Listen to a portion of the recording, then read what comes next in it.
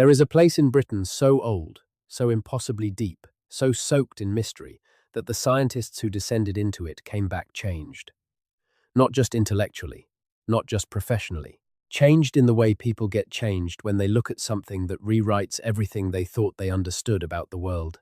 Changed in the way explorers must have felt when they first realized the horizon didn't end where the maps said it did. The kind of changed that makes a person sit very quietly for a long time and stare at a wall and wonder what else they've been wrong about.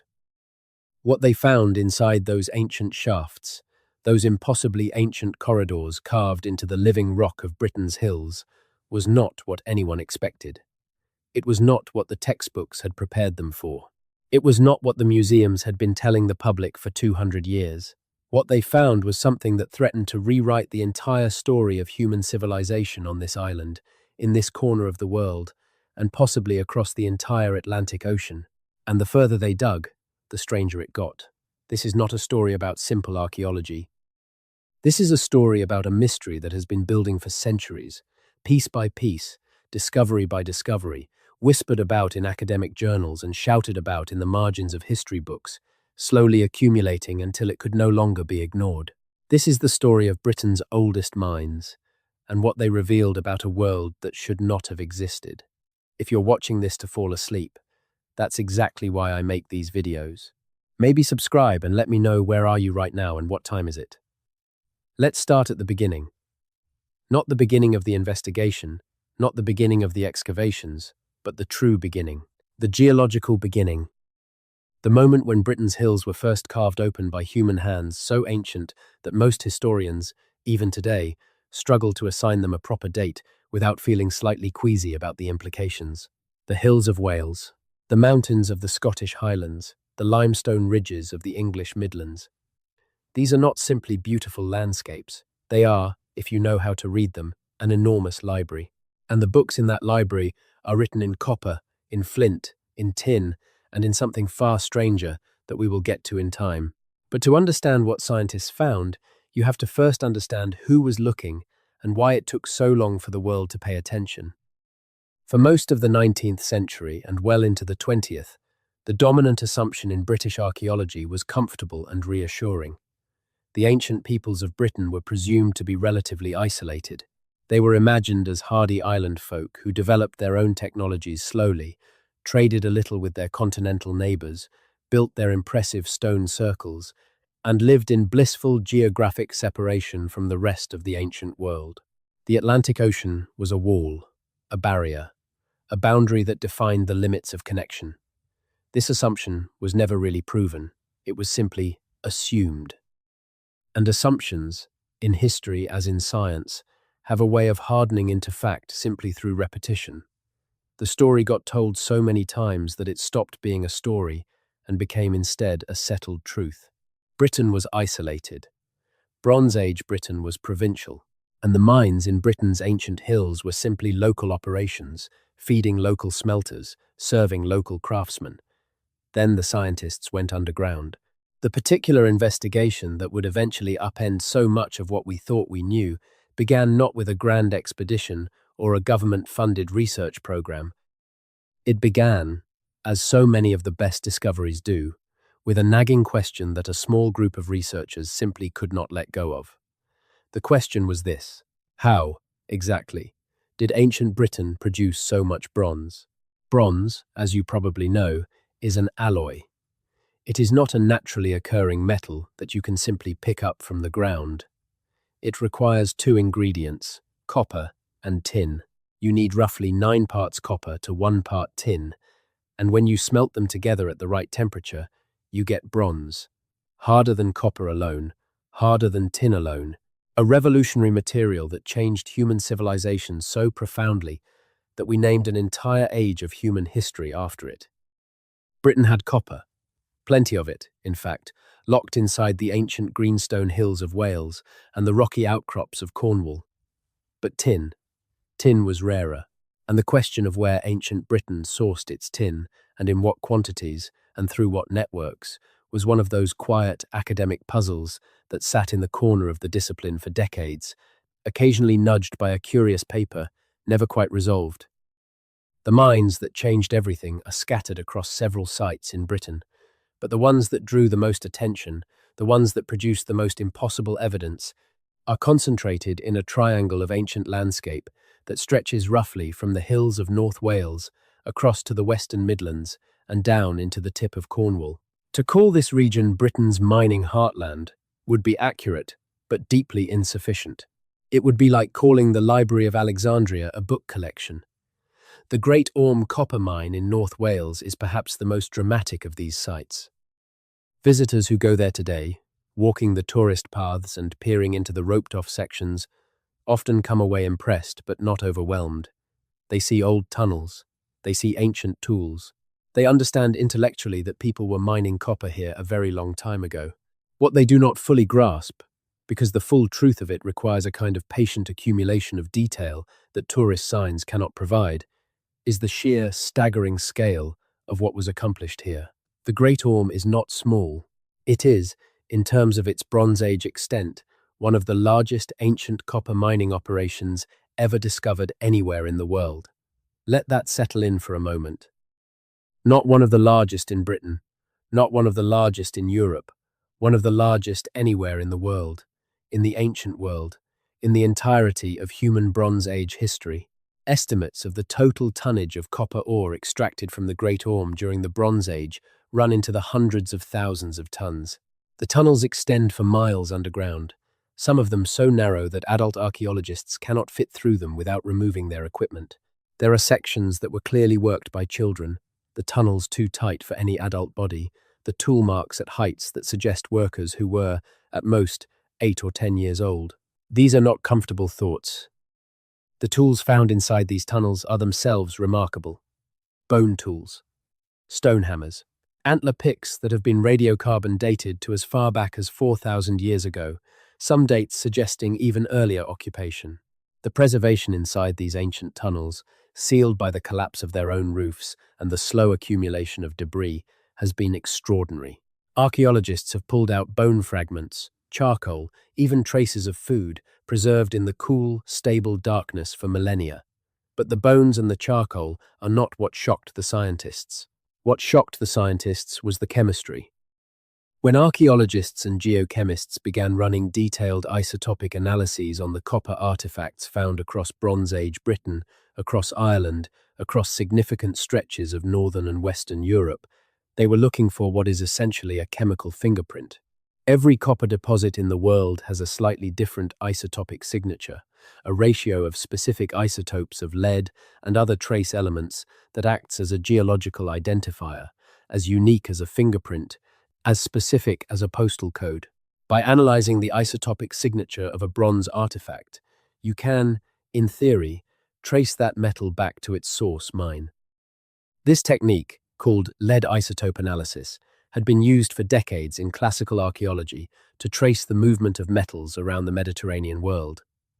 It was a mature science with a solid track record, and when researchers began applying it systematically to Bronze Age artifacts from Britain and the wider Atlantic world, they expected to find roughly what everyone had always assumed: local copper from local sources, modest trade networks, a picture broadly consistent with the image of a provincial, island-focused Bronze Age culture.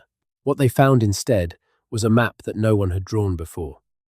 The isotopic signatures of copper artifacts, found not just in Britain, not just in Ireland, but in significant quantities across the Bronze Age cultures of Western Europe, kept pointing back, with uncomfortable and undeniable consistency, to sources in Britain: Welsh copper, Cornish tin. The chemical fingerprints of the Great Orme and its sister sites appeared not just in artifacts found within a few hundred miles of the mines themselves, but in objects recovered from sites far across the Atlantic corridor, objects associated with cultures that, according to the standard narrative, had no meaningful connection to Britain at all. This was not supposed to happen. The researchers published their findings carefully, cautiously, with the slightly defensive precision of scientists who know they are about to say something that will make a lot of people very uncomfortable. They qualified their language. They acknowledged alternative explanations. They noted the limitations of the technique and the sample sizes, but the data kept coming back to the same conclusion. Britain was not a provincial backwater in the Bronze Age. Britain was, in some sense, that was becoming increasingly difficult to explain away, a source, a hub, a point of origin for metal that moved in quantities and across distances that the existing models of Bronze Age trade simply could not account for. And then, as if the chemistry wasn't already enough, the physical evidence inside the mines themselves began to accumulate in ways that pushed the mystery even further. Deep inside the tunnels at Great Orme and at related sites across Wales and Cornwall, archaeologists began finding objects that did not fit. Small things, easily overlooked things. The kinds of things that might not even register on a first or second pass through an excavation report, but that, when you pull them together and lay them side by side, begin to form a pattern that is very hard to dismiss. There were traces of plant materials that were not native to Britain. Fibers that, when analysed, came from plants that grew nowhere in northern Europe. Chemical residues consistent with substances that would have required long-distance trade connections to obtain. And, most controversially of all, what appeared to be extremely early evidence of contact with a tradition of mining technology that some researchers argued showed influences from outside the British Isles entirely. The debate that followed was, as debates in archaeology tend to be, long, slow, and conducted mostly through the medium of peer-reviewed papers and conference proceedings, rather than shouted arguments.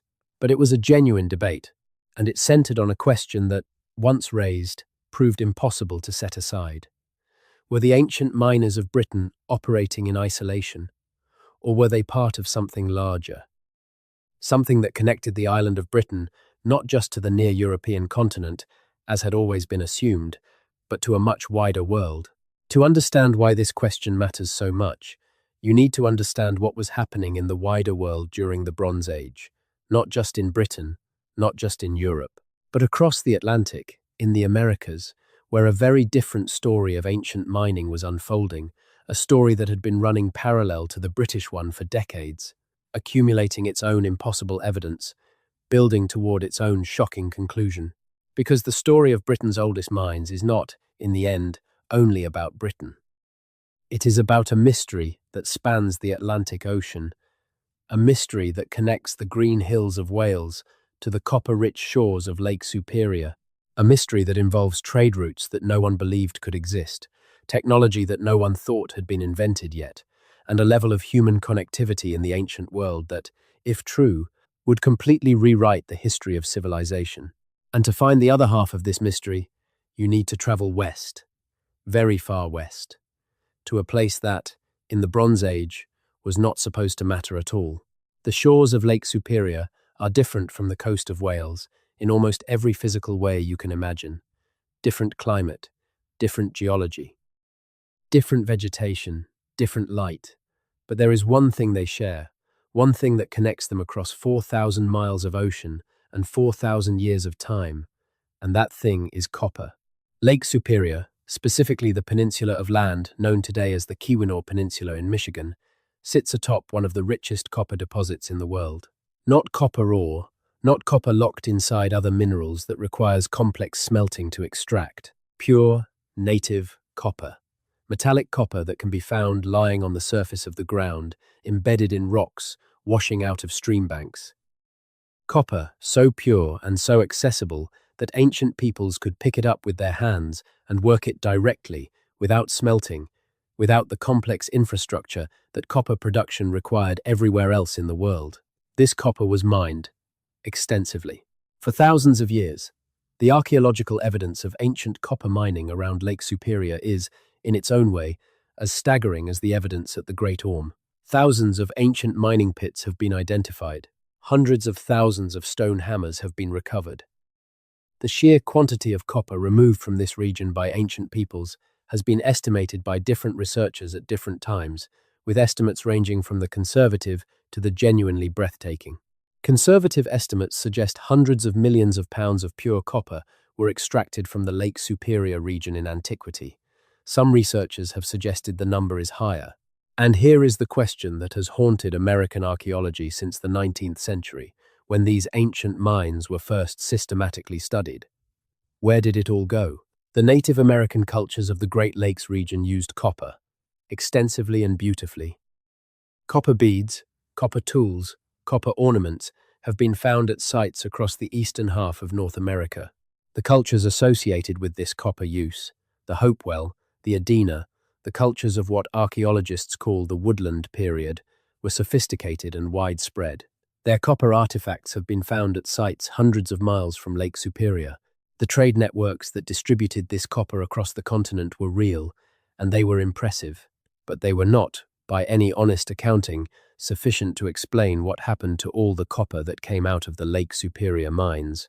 The math does not work. Researchers have done the calculations. The estimated quantity of copper removed from the Lake Superior region during the ancient mining period, which appears to peak roughly between 2000 BCE and 1000 BCE, is vastly greater than the quantity of copper that can be accounted for in North American archaeological sites. Even with generous assumptions about organic preservation failure, even with the acknowledgement that we have only found a fraction of the sites that once existed, the numbers do not balance. There is a missing copper problem in American archaeology. Hundreds of millions of pounds of ancient American copper extracted by ancient American miners with no American archaeological destination that can account for it. And across the Atlantic, there is a British bronze problem. Bronze Age Britain and Western Europe consuming vast quantities of copper, more than local sources can easily explain, the isotopic fingerprints pointing sometimes in unexpected directions, the trade networks implied by the archaeological record seeming to require maritime connections of a scope and ambition that mainstream archaeology has been reluctant to fully accept. These two mysteries sat in their respective corners for a long time, studied by different specialists in different countries, published in different journals, discussed at different conferences. The people working on the British mining problem were not, by and large, talking to the people working on the Lake Superior copper mystery. The two fields had their own literatures, their own debates, their own conventional wisdoms, and then someone drew a line between them. The name of the researcher who first proposed, in explicit and documented form, the connection between the Lake Superior copper mystery and the Bronze Age copper trade of the Atlantic world is Barry Fell. And here is where the story gets complicated, because Barry Fell was, depending on who you ask, either a visionary pioneer who saw connections that his more cautious colleagues were too timid to acknowledge, or a reckless amateur who built elaborate theories on insufficient evidence and did more harm than good to the serious study of ancient transatlantic contact. The truth, as it usually is in cases like this, is somewhere in the middle and considerably more interesting than either extreme. Fell was a Harvard professor of invertebrate zoology, which is to say he was not an archaeologist by training. He was an expert in marine worms. He was also, by all accounts, a ferociously intelligent and deeply curious man who spent his leisure time teaching himself ancient languages and studying inscriptions that mainstream archaeology had consistently dismissed as natural rock markings, colonial-era graffiti, or the work of early European settlers. In the 1970s, Fell began publishing his interpretations of these inscriptions. He argued that markings found at various sites across New England and the eastern United States were not natural, were not colonial, were not random, were instead examples of ancient writing systems, scripts that he identified as variants of Ogham, the writing system associated with early Celtic cultures in Ireland and Britain, and of Phoenician and other ancient Mediterranean scripts. The mainstream archaeological response was hostile, deeply, thoroughly, sometimes viciously hostile. Fell was dismissed, ridiculed, accused of wishful thinking, sloppy methodology, and an embarrassing failure to understand the difference between natural rock weathering and human inscription. The criticisms were sometimes fair and sometimes not, but the cumulative effect was to push the question of ancient transatlantic contact firmly into the realm of fringe speculation, where it has struggled to escape ever since. But here is what the hostile reception to Fell did not do. It did not make the copper problem go away. It did not resolve the isotopic questions about British Bronze Age metal sources. And it did not explain away the growing body of evidence suggesting that ancient peoples were capable of maritime voyages of a scope and ambition that our comfortable models of the past consistently underestimate. Because while the academic debate about Fell and his inscriptions was playing out, something else was happening. something quieter and more methodical and more difficult to dismiss. A new generation of researchers, armed with better tools, more sophisticated analytical techniques, and a willingness to ask uncomfortable questions without necessarily signing on to every dramatic conclusion, was beginning to probe the same territory from a different direction. And what they were finding, slowly and carefully, and with rigorous attention to the kind of evidence that cannot be argued with, was not nothing. The study of ancient Atlantic seafaring has undergone a quiet revolution in the last 3 decades. For most of the 20th century, the prevailing assumption was that meaningful ocean crossings by ancient peoples were essentially impossible before the development of the kinds of navigational technology and shipbuilding knowledge that Europeans developed during the Renaissance. The Atlantic was too wide, the currents were too unpredictable, the risks were too great. Ancient peoples, brilliant as they were in many respects, simply did not have the maritime capability to cross the open Atlantic.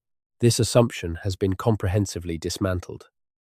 Not by dramatic single discoveries, but by an accumulation of evidence from multiple directions that now makes it very difficult to maintain the old certainties. We know with certainty that ancient Polynesian peoples navigated the Pacific Ocean, the largest body of water on Earth, in open vessels, without modern instruments, using nothing but stars and swells and their accumulated knowledge of the sea. The Pacific crossings of Polynesian culture, once dismissed by European scholars as accidental or impossible, are now accepted as one of the great feats of maritime achievement in human history. We know with certainty that ancient Irish monks in their small leather boats called curraghs sailed into the North Atlantic, reaching Iceland, reaching the Faroe Islands, possibly reaching further. The Brendan voyage of 1976, when explorer Tim Severin sailed a replica curragh from Ireland to Newfoundland, demonstrated that a pre-modern boat, built with ancient technology, was physically capable of crossing the Atlantic. We know, with increasing certainty, that the currents of the North Atlantic do not simply represent obstacles to ancient mariners. They represent, for someone who understands them, a system of natural highways. The same currents that would carry a vessel from northwestern Europe toward the American coast also carry vessels back again. The Atlantic gyre is not a wall, it is a road. And ancient peoples who lived their lives on the coast, who depended on the sea for food and trade, who observed currents and winds over generations and passed that knowledge down through oral tradition, were not incapable of using that road. But understanding that ancient Atlantic crossings were physically possible is not the same as proving that they happened. For that, you need evidence. And the evidence, while it exists, is fragmentary, contested, and subject to interpretation in multiple directions. Which is why the chemical evidence from the mines matters so much, because chemistry is harder to argue with than inscriptions. Isotopic ratios do not lie. They do not rearrange themselves to suit a preferred narrative. They are what they are. And when the lead isotope signatures of Bronze Age copper artifacts from Western Europe keep clustering in ways that suggest sources beyond the ones the models predicted, that is a fact that needs explaining. The explanation does not have to be transatlantic trade. There are other possibilities. Isotopic analysis has its limitations, and the scientific community has been appropriately careful about making claims it cannot support. But the need for an explanation is real, and the direction that explanation keeps pointing, however uncomfortably, however inconveniently for the standard narrative, keeps pointing west. Let's talk about the beaker people. The beaker culture, named for the distinctive pottery vessels associated with them, appears in the archaeological record of Western Europe, beginning around 4,500 years ago. They were mobile, they were maritime capable, and they spread across a vast area with a speed that implies seafaring of considerable ambition. By 2500 BCE or so, beaker culture artifacts appear in Ireland, in Britain, in Iberia, in the Low Countries, in Central Europe. The genetic and archaeological evidence suggests these were people who moved, people who were comfortable crossing water, people who established networks of contact and exchange across distances that most of their contemporaries would not have attempted. The beaker people were the inheritors and the drivers of the great Atlantic copper trade. They were the ones who developed the mining operations at sites like the Great Orme to an industrial scale. They were, in the deepest sense, the architects of the Bronze Age in the Atlantic world. And they were, by every measure available to us, capable mariners with continental-scale ambitions. What the Beaker people did with copper is well documented within Europe. The question that nobody has comfortably answered is whether their ambitions stopped at Europe's western shore, or whether some of them, some groups, some expeditions, sailed further. And this is where a second category of evidence enters the picture. The kind of evidence that is not chemical and not inscriptional, but biological. The evidence written in the bodies of ancient peoples themselves. In 2007, researchers from the University of Connecticut published a paper that attracted significant attention in certain circles and virtually none in others. The paper concerned the analysis of ancient DNA recovered from the remains of pre-Columbian Native American populations, specifically populations from the eastern United States and Canada. The researchers were looking for genetic markers that might indicate ancient contact with non-American populations, the kinds of haplogroups and genetic signatures that would be essentially impossible to explain through indigenous American lineages alone. What they found was not conclusive. It was suggestive. There were anomalies. Genetic signatures in certain pre-Columbian populations that did not match what would be expected from populations that had been isolated from the Old World since the original peopling of the Americas around 15,000 years ago. The researchers were careful. They acknowledged alternative explanations. They called for more research. The paper did not claim to have proven ancient transatlantic contact, but it raised the question in the specific, documented, peer-reviewed way that questions need to be raised before they can be properly investigated. Since then, the field of ancient DNA analysis has advanced with extraordinary speed. The technology has improved dramatically. The sample sizes have expanded, and the picture that is emerging from this expanding body of genetic research is, to put it carefully, not entirely inconsistent with the idea that the North Atlantic was not quite as impenetrable a barrier to human movement as has been assumed. The Norse connection is the clearest and most accepted case. We know, beyond any reasonable doubt, that Norse peoples reached North America around 1,000 years ago. The site at Lens aux Meadows in Newfoundland is unambiguous. It is a genuine Norse settlement, carbon-dated, excavated, and accepted by mainstream archaeology. The Norse were there.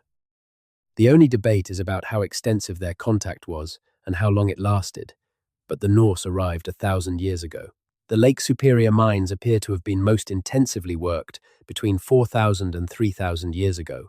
If there was a connection between the ancient British copper trade and the North American copper supply, it would not have been the Norse who made it. It would have been someone much earlier. The question of who that might have been is where the story enters genuinely difficult and genuinely contested territory. There is a site in Vermont, in the eastern United States, called Mystery Hill. It has been known by other names over the years, including America's Stonehenge, a name that is either perfectly apt or deeply misleading depending on your perspective. Mystery Hill consists of a complex of stone structures, chambers, walls, and a large flat stone that has been described as a sacrificial altar. The site has been the subject of heated debate for decades.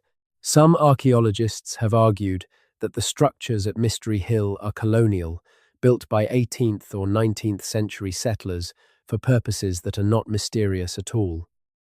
Others have argued that the oldest portions of the site are genuinely ancient, pre-colonial, and possibly very much older than any colonial construction. Radiocarbon dating of charcoal from within the site has produced dates ranging from the relatively recent to dates that would push the site's origin well back into prehistory, though the interpretation of these dates is, not surprisingly, contested. What makes Mystery Hill potentially relevant to the British mining story is not just its age but its character. The layout of the structures, the astronomical alignments that some researchers have identified, and certain features of the stonework have been compared to megalithic traditions in Western Europe, specifically to the kinds of constructions associated with the Bronze Age cultures of Britain and Ireland. This comparison is either deeply meaningful or deeply misleading. It depends on whether you think the similarities are the result of contact and shared tradition or simply the result of independent invention. Similar problems lead to similar solutions. Standing stones arranged to track the sun's movement would look similar. Whether they were built in Wales or Vermont, not because the Welsh builders and the Vermont builders knew each other, but because the sky is the same sky and astronomy is the same discipline everywhere. But the astronomical alignments argument does not stand alone. It is one piece of a larger puzzle that, when you lay all the pieces out together, begins to form an image that is not easily explained away. The Ogham inscriptions that Barry Fell made famous are perhaps the most contentious element of this puzzle. Ogham is a genuine writing system. It was developed in Ireland and Britain during the early 1st millennium CE, or possibly earlier, and it consists of a series of notches and lines cut across a central stem line, readable as an alphabet of the ancient Irish language. Ogham inscriptions are found all over Ireland and Britain. They are found in Scotland, in Wales, in the Isle of Man.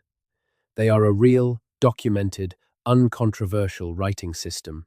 The controversy is whether Ogham appears outside of Britain and Ireland. Fell claimed to have identified Ogham inscriptions at dozens of sites in New England and the eastern United States. Mainstream archaeologists rejected these identifications almost universally, arguing that the marks in question were natural rock features, glacial scratches, colonial tool sharpening grooves, or simply the result of Fell seeing patterns that were not there. But some of the sites are more difficult to dismiss than others. There are locations in New England and in the mid-Atlantic states where the inscriptions in question do not look like natural rock weathering, where the regularity of the marks and their arrangement on flat-faced stones in positions that seem designed for visibility are harder to explain as coincidence. Where the characters, if you accept them as characters at all, do appear to follow the systematic structure of an alphabetic script rather than the random distribution of natural erosion. The honest position is that the Ogham question is not settled. It has not been definitively proven that ancient Celtic peoples carved inscriptions in North America, but it has also not been definitively proven that they did not. The evidence is contested. The methodology of those who identified the inscriptions has been criticized, but so has the methodology of those who dismissed them, and the dismissals have sometimes been less rigorously evidenced than the claims they were responding to. What is clear is that the question deserves serious investigation, and serious investigation requires not starting from the assumption that the answer is already known. Let's return to the mines. Because however the Atlantic question ultimately resolves, the story of the British mines themselves is remarkable enough to justify the attention, and the evidence from those mines is, in its own right, genuinely startling. The timeline of the Great Orme is, when you look at it carefully, one of the most impressive things about it. Mining operations at the site appear to begin around 1800 BCE. They reach their peak of intensity somewhere in the period between 1700 and 1500 BCE. And then, around 1200 BCE, they effectively stop. The tunnels are abandoned, the workers leave, the fires go out. 1200 BCE is not a random date in the history of the ancient world. It is, in fact, one of the most significant dates in the entire arc of Bronze Age civilization.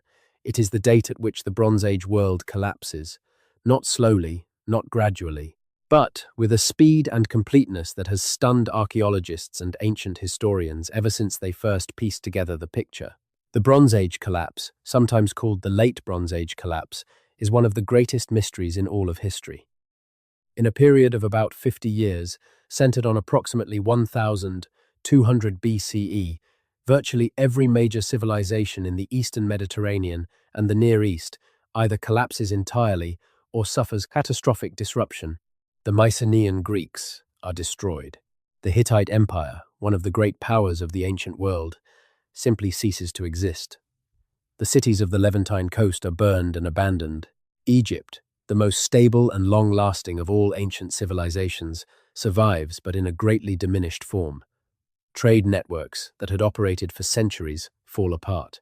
The great palace economies that had organized and distributed resources across the connected Bronze Age world go dark. Whatever caused this collapse, and the debates about its causes, climate change, drought, invasion, internal revolt, systems failure, or some combination of all of these, have filled libraries of scholarship. The effect was to effectively end the Bronze Age world. When civilization re-emerges on the other side of this dark age, it emerges in a different form, with different technologies, different power structures, different patterns of trade and connection. And the mines at the Great Orme stop being worked right as this collapse happens. This could be coincidence. The mines might have been exhausted. The ore might have become too difficult to extract. The labor force might have declined for local reasons. Any or all of these explanations might be true, but the synchrony is striking. The great center of Atlantic copper production stops at exactly the moment that the Bronze Age world, the world that was consuming copper in industrial quantities, ceases to function as it had. Whatever the Great Orme was supplying copper to, whatever network it was part of, that network ends in 1200 BCE. And the mines go quiet. They stay quiet for a very long time. When the mines at the Great Orme were rediscovered and first explored in the 20th century, the archaeologists who descended into those ancient tunnels were working, initially, with the assumption that they would find evidence of a significant but ultimately local Bronze Age industry. They expected to find the debris of prehistoric Welsh mining, stone tools, antler picks, charcoal from fires used to heat and crack the rock, the ordinary equipment of ancient extractive industry. They found all of those things. The stone hammers alone number in the tens of thousands. The antler picks are so well preserved in some sections that you can still see the polishing where ancient hands gripped them. The charcoal from the mining fires has provided a rich sequence of radiocarbon dates that has allowed researchers to trace the history of the site with unusual precision. But they also found things that were not expected. The spatial organization of the tunnels, when mapped in detail, reveals a level of planning and coordination that implies management. These are not random diggings. They follow the veins of copper ore with systematic intelligence, branching and dividing in ways that suggest coordinated decision-making, a workforce directed by people who understood the geology of the site and had a strategy for extracting its resources efficiently. The quantities involved imply organization beyond the merely local.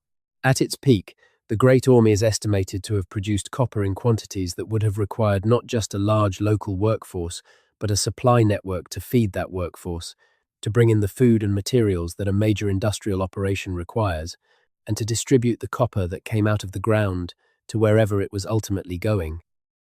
The presence of charcoal from wood species that are not native to the immediate area implies that fuel was being brought in from elsewhere.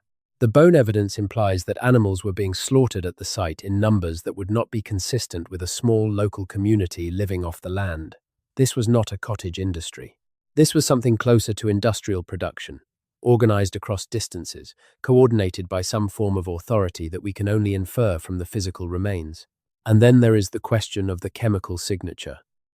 When the isotopic analysis of Bronze Age copper artifacts from Western Europe was conducted in detail, and when the signatures of those artifacts were compared against the known signatures of European copper sources, a pattern emerged that was not entirely comfortable for conventional archaeology. A proportion of the copper in circulation during the height of the Bronze Age, in Britain, in Ireland, in coastal France, in Iberia, in Scandinavia, matched the signature of British sources. More matched than the conventional trade models had predicted, but the totals still did not add up. There was more copper in circulation in Bronze Age Europe than the known European sources could account for. Not massively more. Not an amount that screams external supply by any single dramatic number, but consistently more, in a pattern that held across multiple analyses conducted by different teams using different samples, more copper than the European geological record could conveniently explain. Where did it come from?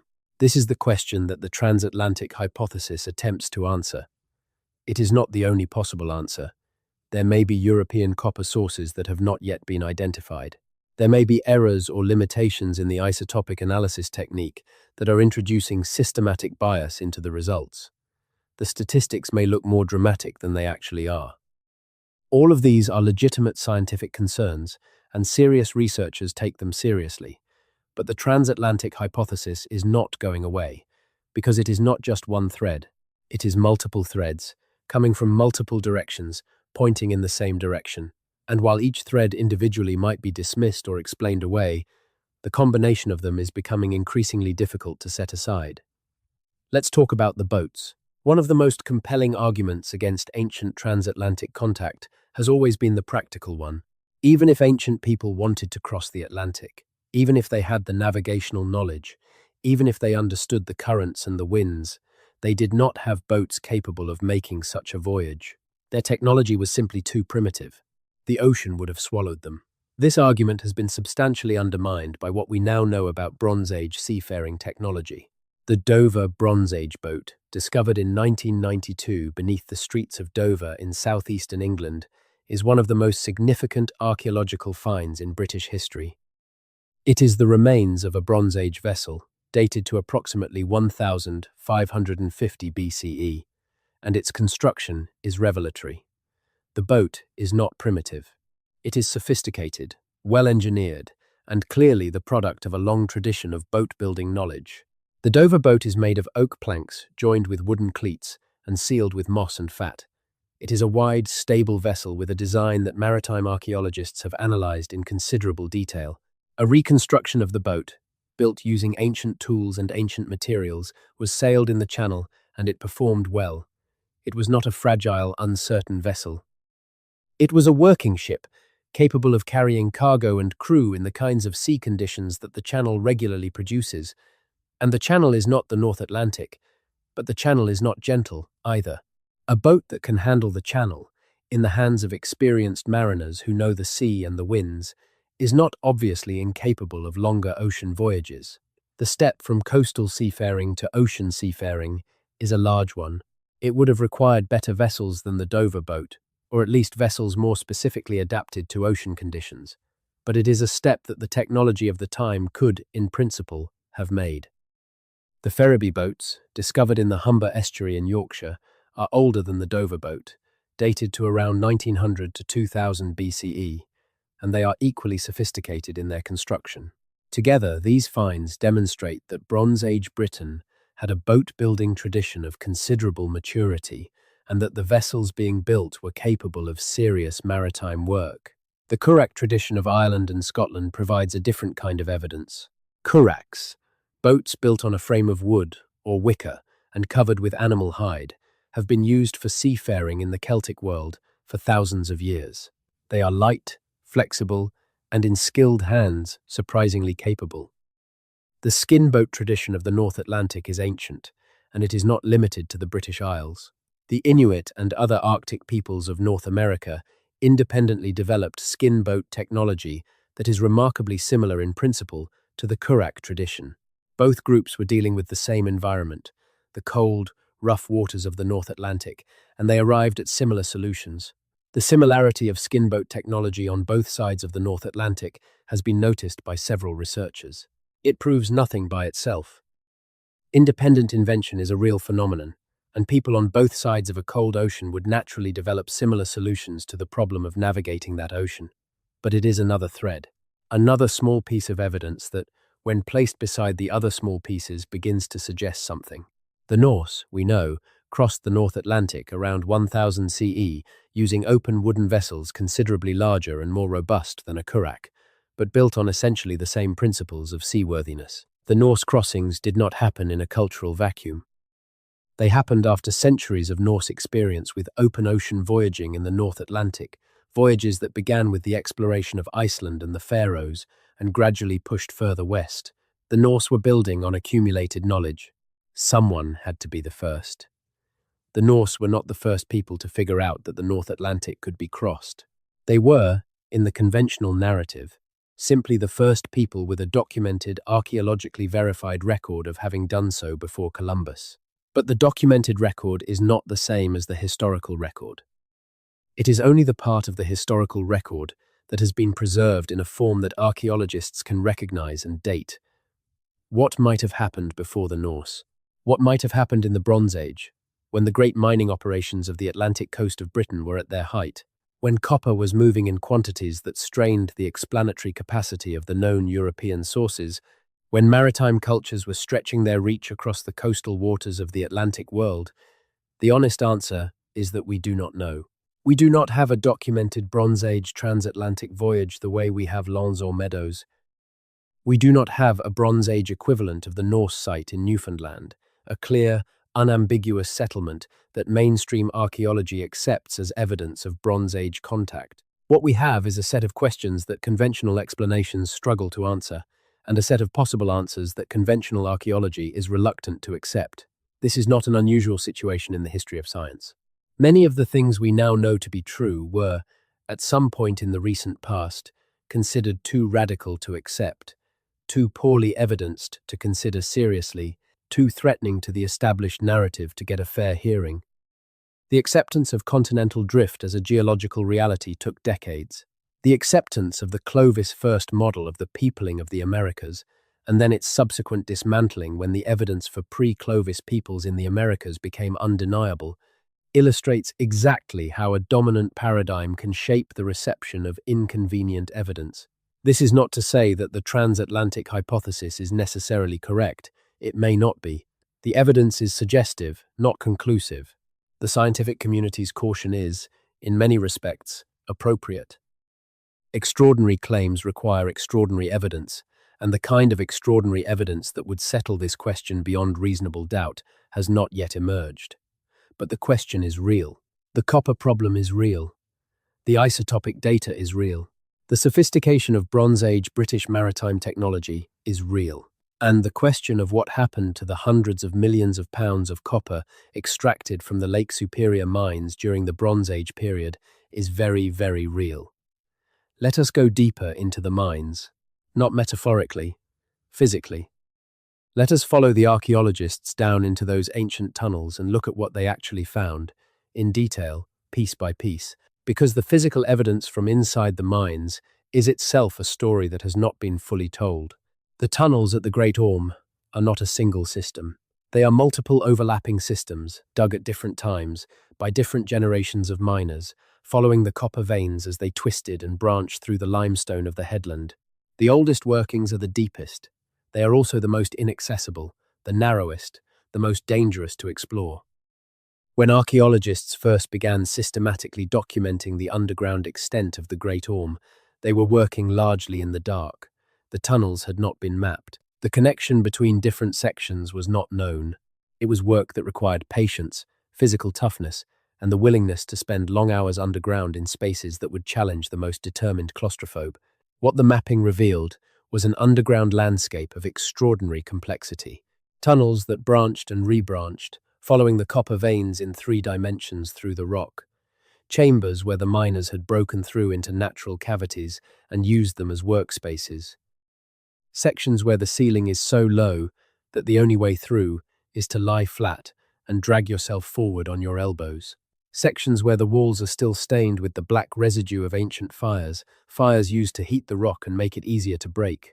The tool marks on the walls are, in their own way, as moving as anything else the site has to offer. Every blow of every hammer, every stroke of every pick, left a mark in the stone that has been preserved for 4,000 years. The marks are not random. They cluster in ways that show the systematic working of the ore face, the methodical advance through the rock following the vein, the deliberate choice of where to strike and where to stop. These were skilled workers. They knew what they were doing.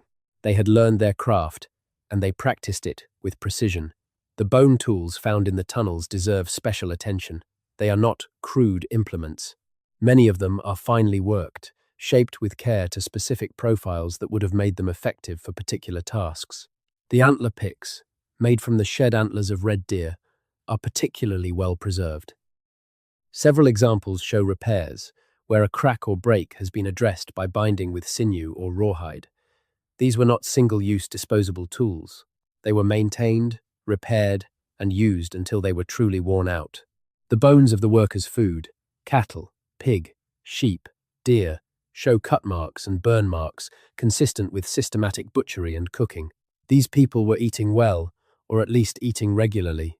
The charcoal is perhaps the most scientifically valuable material from the site, not just because it provides the radiocarbon dates that anchor the timeline, but because the species of wood represented in the charcoal tells a story of its own. Some of the wood is local, from species that would have grown on the hillside above the mine, but some of it is from species that would have had to be brought from further away, from the forests of the interior valleys, suggesting a supply chain of some sophistication.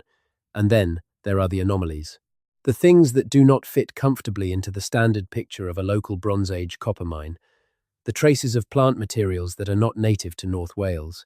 The chemical residues that are harder to explain than wood, ash, and animal bone, the occasional object or fragment that prompts a pause and a prolonged period of careful consideration before any interpretation is attempted.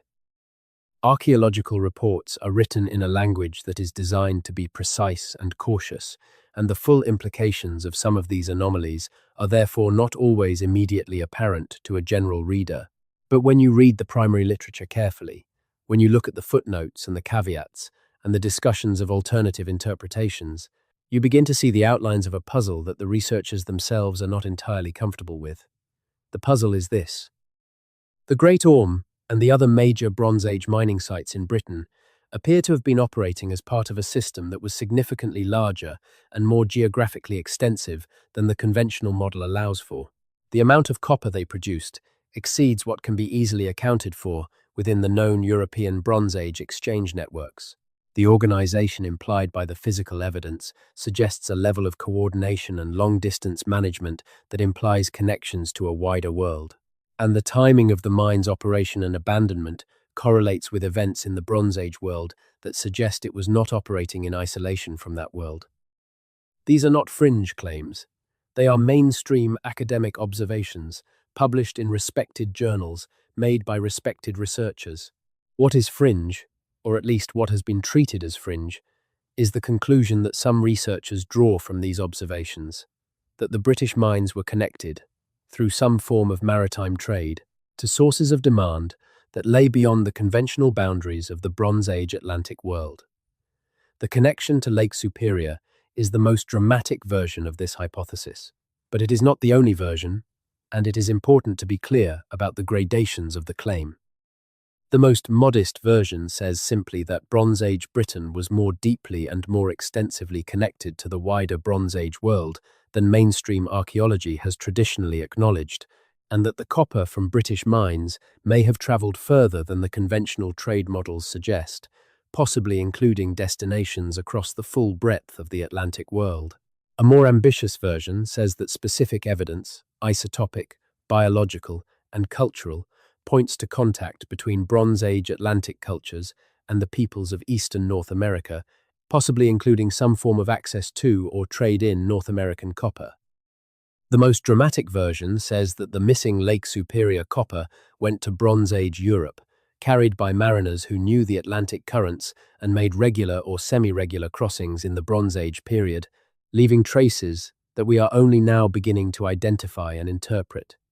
Each of these versions has its advocates and its critics. Each has evidence in its favor and evidence against it. The truth probably lies somewhere in the space between, shaped in ways that the available evidence is not yet sufficient to determine precisely. But the question has moved. It has moved from being a fringe obsession of alternative historians and enthusiastic amateurs to being a genuine topic of serious scientific inquiry, debated in refereed publications and discussed at mainstream conferences by researchers with impeccable academic credentials.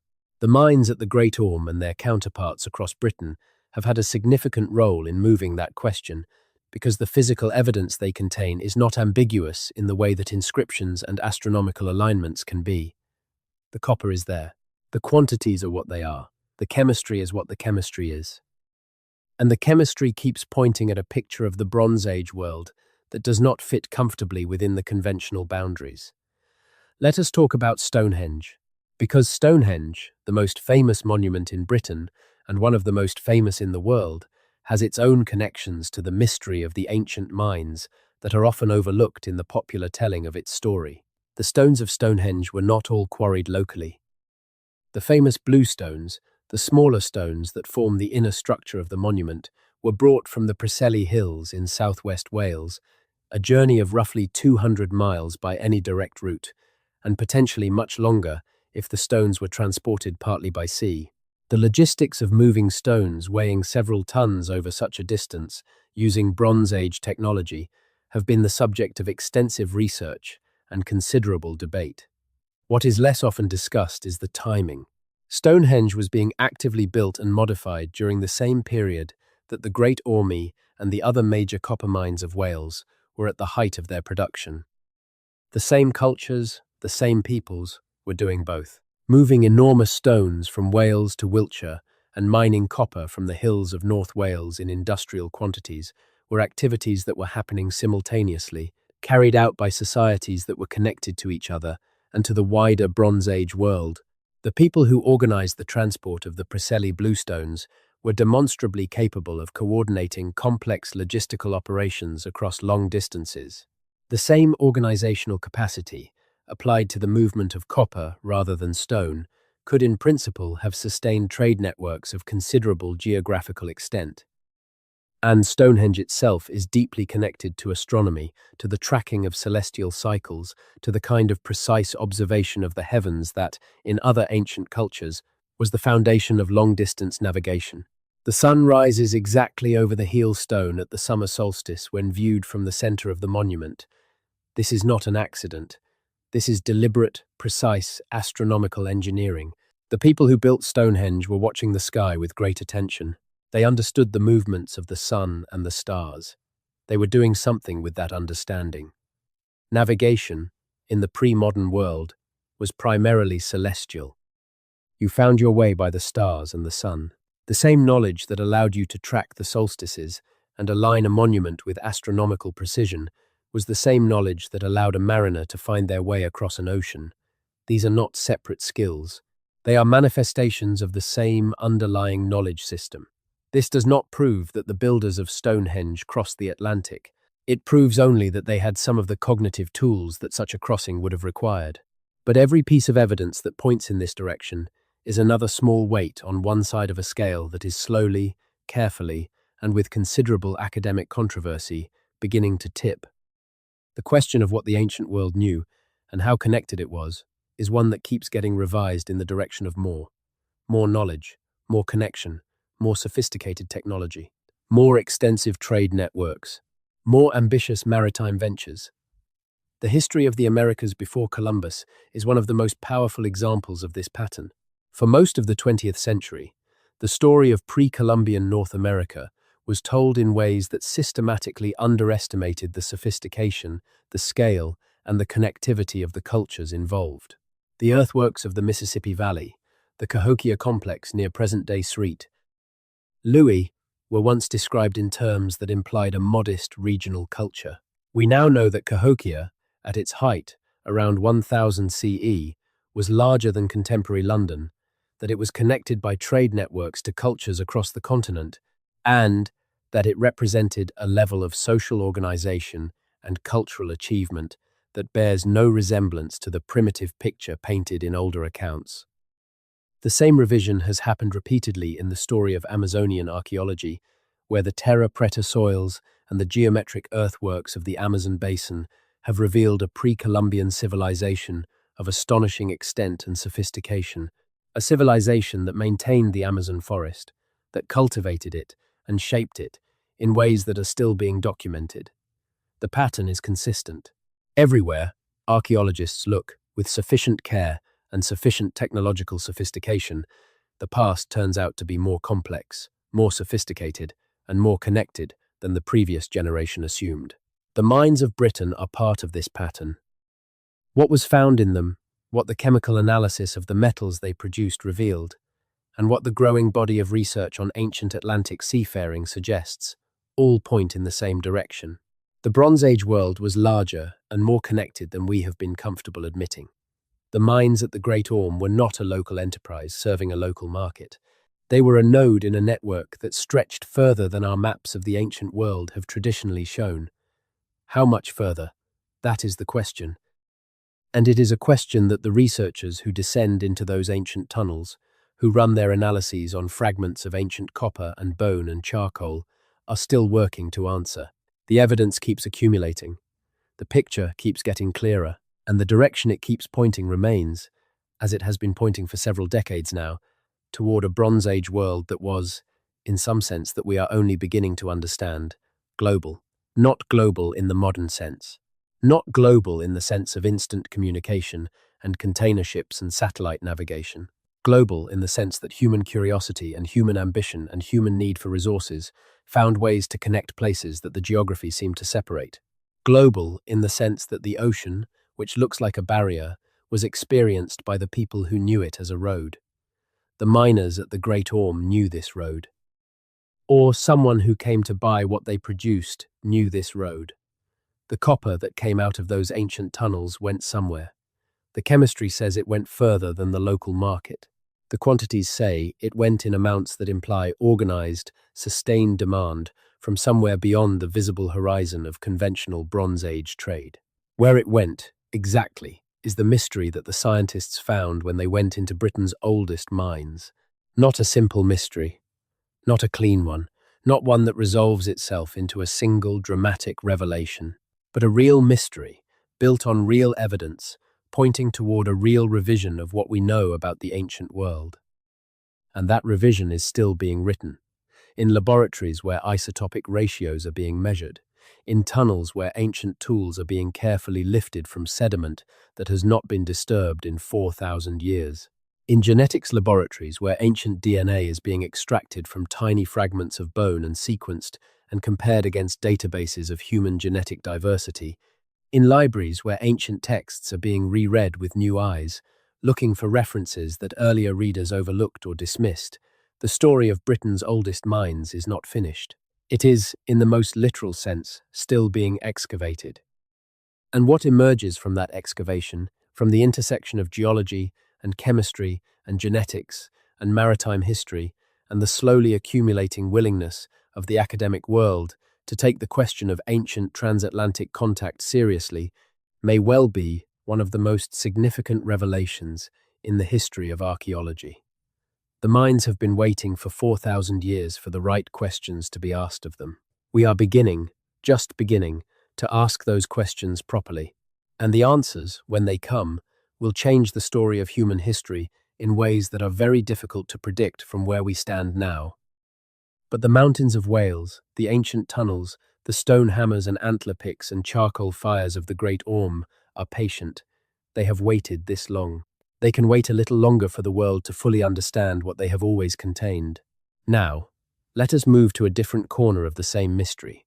Because the story of Britain's oldest mines connects not just to the question of Atlantic trade, but to a deeper question about the nature of knowledge in the ancient world, about what ancient people knew, about how they knew it, and about what happened to that knowledge when the Bronze Age world collapsed. One of the most persistent puzzles of the ancient world is the problem of lost technology. There are things that ancient people clearly knew how to do, that the physical evidence proves they were doing, which we cannot easily explain in terms of the technology we normally attribute to them. The precision of the great megalithic monuments is one example. The astronomical alignment of Stonehenge and the other stone circles of the British Isles implies not just a knowledge of astronomy, but a method of measuring and communicating that astronomical knowledge with sufficient precision to guide construction projects of considerable scale. The builders did not have theodolites or GPS. They did not have mathematical notation as we understand it, and yet the alignments are precise. More precise, in some cases, than the stone's irregular shapes and weathered surfaces might lead you to expect. How did they achieve this? The most likely answer is that they had methods of measurement and communication that we have not fully reconstructed. Methods that worked, that were reliable, that were sophisticated enough to do the job, but that left no direct physical record because they were encoded in practice, in tradition, in the knowledge held by specialists who transmitted it orally from generation to generation. Oral knowledge is the great lost library of the ancient world. Everything that human beings knew before writing, and much of what they knew after writing was invented, but before it became universal, was stored in human minds and transmitted through human speech. The oral tradition of the ancient world was not simply storytelling in the sense of entertainment. It was the primary system for preserving and transmitting technical knowledge. The bardic traditions of Ireland and Britain, which survived in recognizable form well into the medieval period, are relics of this system. The bards were not simply entertainers. They were memory specialists, trained to retain and accurately reproduce vast quantities of information in forms that were designed to be memorable. The kind of navigational knowledge that an ancient Atlantic voyager would have needed, the currents and the winds, the star positions and the seasonal patterns, the landmarks and the hazards, was exactly the kind of knowledge that would have been encoded and preserved in oral tradition. It would not have been written down. It would not have survived in any form that we can directly access. It would have lived in the minds of the people who needed it, passed from experienced navigators to their apprentices, generation after generation, as long as the voyages continued. When the voyages stopped, the knowledge would have begun to decay, not immediately. The people who knew the routes would have still known them and would have passed them on, and the people who received them would have passed them on in turn. But with each generation of transmission, with each link in the chain, the knowledge would have become slightly less precise, slightly more embedded in mythological or poetic context, slightly further from the practical information it had originally encoded. This is how knowledge is lost, not in a single dramatic moment, but through the slow accumulation of transmission error, the gradual abstraction from practical application, the eventual transformation of useful technical information into ritual or story or tradition that preserves the form of the original knowledge without preserving its function.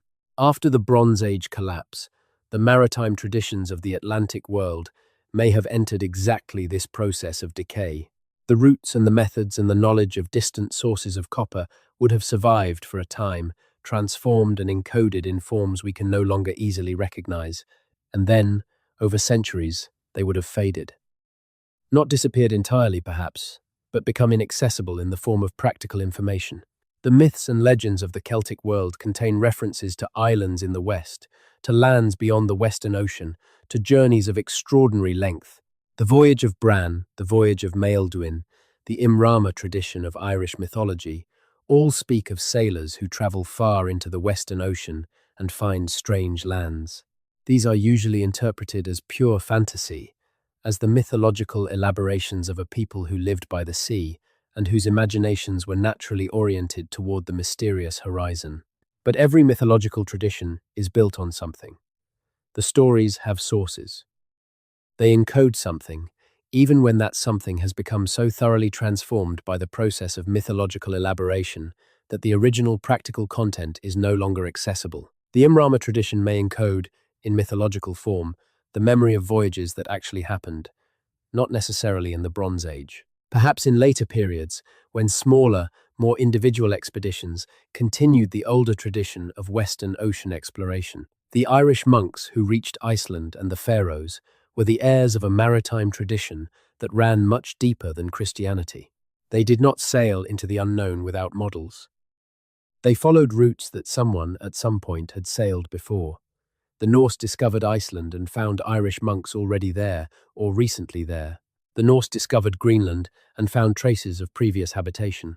The Norse discovered North America and found people who were not surprised, or not in the way that people are surprised when they encounter something entirely new. The pattern suggests a world in which the North Atlantic was not quite as unknowing as we have traditionally assumed. A world in which different peoples, at different times, with different technologies and different purposes, were making use of an ocean that they knew better than we have given them credit for. The British mines are a node in this network, not the only node, not necessarily the most important node, but a node whose physical remains have survived well enough to be studied, whose chemical signatures can be analyzed, and whose connection to the wider Bronze Age trade network is well enough documented to make the next step of the argument possible. That next step is the one that mainstream archaeology continues to resist. But resistance is not refutation. And the evidence for taking that step is accumulating with a persistence that is becoming increasingly difficult to explain away. Let us look at one specific piece of evidence that is rarely discussed in popular accounts of this mystery, but that deserves careful attention. The evidence of disease. When Europeans arrived in the Americas in the 15th and 16th centuries, one of the most devastating consequences of that contact was the introduction of Old World diseases to populations that had never encountered them. Smallpox, measles, typhus, influenza, diseases that had circulated in Eurasian populations for thousands of years, and to which Eurasian populations had developed some degree of immunity, devastated American populations that lacked that immunity. The demographic catastrophe that followed is among the most destructive in human history. The scale of this catastrophe is taken as evidence for the isolation of the Americas from the Old World before Columbus. If the Americas had been in regular contact with the Old World for thousands of years before 1492, the argument goes, American populations would have been exposed to Old World diseases over a much longer period and would have developed some degree of immunity. The fact that they were devastated so completely by the first serious exposure argues for a very long period of effective isolation. This is a powerful argument, but it is not a perfect argument. The relationship between disease exposure and immunity is complex. A small number of contacts, involving small numbers of people over a limited time period, might not have introduced disease at a scale sufficient to generate population-wide immunity. The degree of contact implied by the transatlantic hypothesis, even in its most ambitious versions, is not the continuous, large-scale contact of the post-Columbian era. It is episodic, limited, seasonal at most. The disease dynamics of such limited contact would have been very different from the dynamics of sustained colonial contact. Moreover, the pre-Columbian health history of American populations is itself a complex subject that is still being researched. The idea that American populations before Columbus were entirely healthy and entirely free of Old World diseases is probably too simple. There are analyses of ancient American skeletal remains that show evidence of diseases that, in the conventional narrative, should not be there. The interpretation of this evidence is contested, but the evidence itself is real. The disease argument against transatlantic contact is serious. It deserves to be taken seriously, but it is not decisive. It is one more piece of a complex puzzle, and its implications are more nuanced than the simple version of the argument suggests. What we are looking at, in the end, is a mystery that is genuinely open. A mystery in which the evidence is real, the questions are legitimate, and the answers are not yet fully formed. This is not a comfortable situation for people who prefer their history settled, but it is, for those who are willing to sit with uncertainty, one of the most intellectually exciting situations in contemporary archaeology. The mines of Britain, old beyond easy imagining, their tunnels carved by hands that were just as human as yours, are at the center of this mystery. They are not the center because they contain any single dramatic revelation, any golden key that unlocks the whole puzzle at once. They are the center because they are where the story's threads converge. The isotopic chemistry converges here, the maritime history converges here, the question of Bronze Age connectivity converges here, the puzzle of what happened to all that Lake Superior copper converges here. And here, underground, in the cool and the dark, with the smell of ancient stone and the sense of time that is palpable in a way it rarely is above ground, the scientists and the archaeologists and the researchers who have spent their careers asking these questions are still at work. The tunnels have not given up all their secrets. There are sections of the Great Orme that have not been fully explored. There are other mining sites across Britain and Ireland whose extent and whose significance have not been fully documented.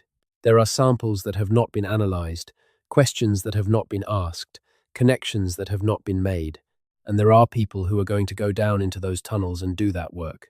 People who are going to sit in laboratories and run their analyses. People who are going to publish their findings in careful, hedged, precise academic language that will slowly, piece by piece, build a picture that is clearer and more detailed and more remarkable than what we can see today. The story of Britain's oldest mines is not a finished story.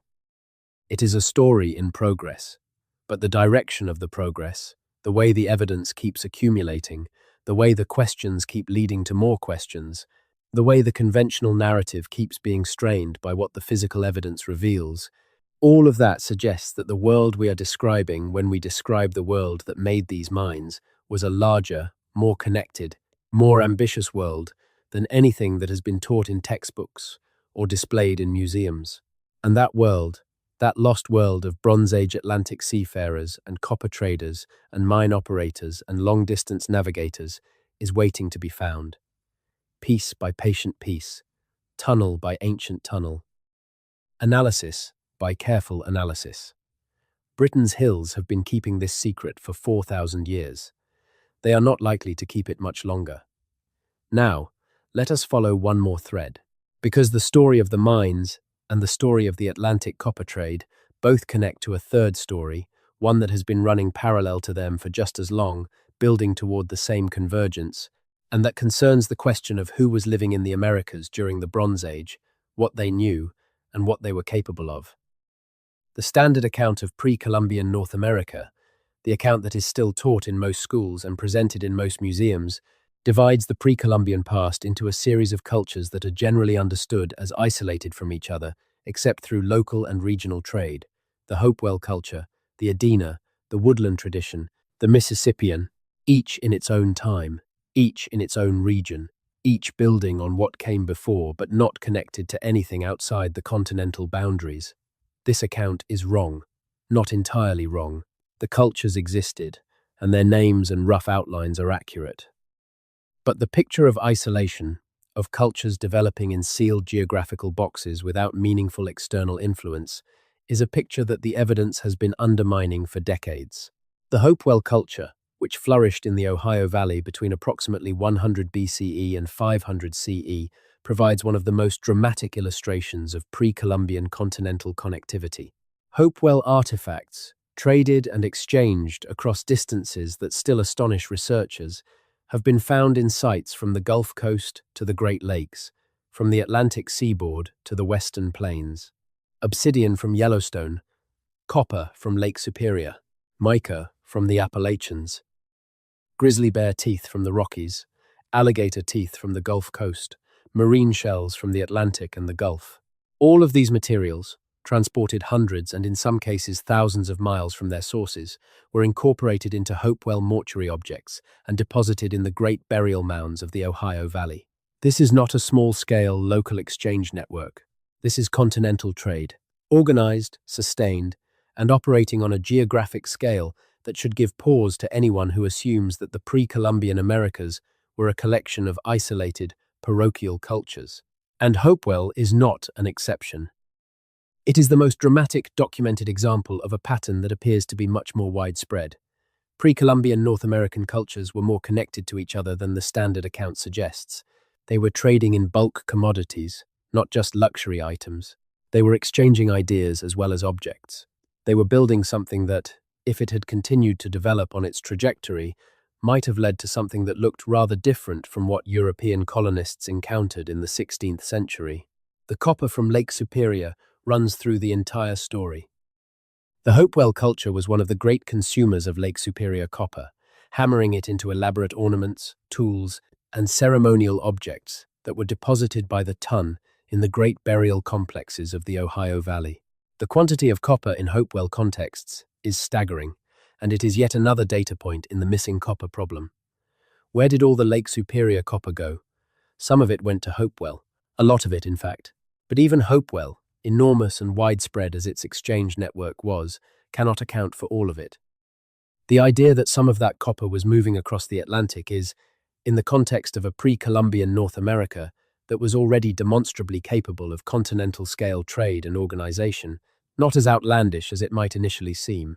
If the peoples of the Great Lakes region were already trading copper to the Gulf Coast and the Atlantic seaboard and the Rocky Mountains, the next step to trading with visiting maritime peoples from across the ocean is a step of kind, but perhaps not a step of infinite magnitude. Whether that step was actually taken is, again, not settled. The evidence suggests it is possible. The evidence suggests it happened during the period when the Lake Superior mines were most intensively worked, the same period when the Bronze Age Atlantic world was at its height of connectivity and copper hunger. The evidence suggests that the physical traces of such contact would be extremely difficult to find, extremely difficult to recognize, and extremely difficult to interpret even when found.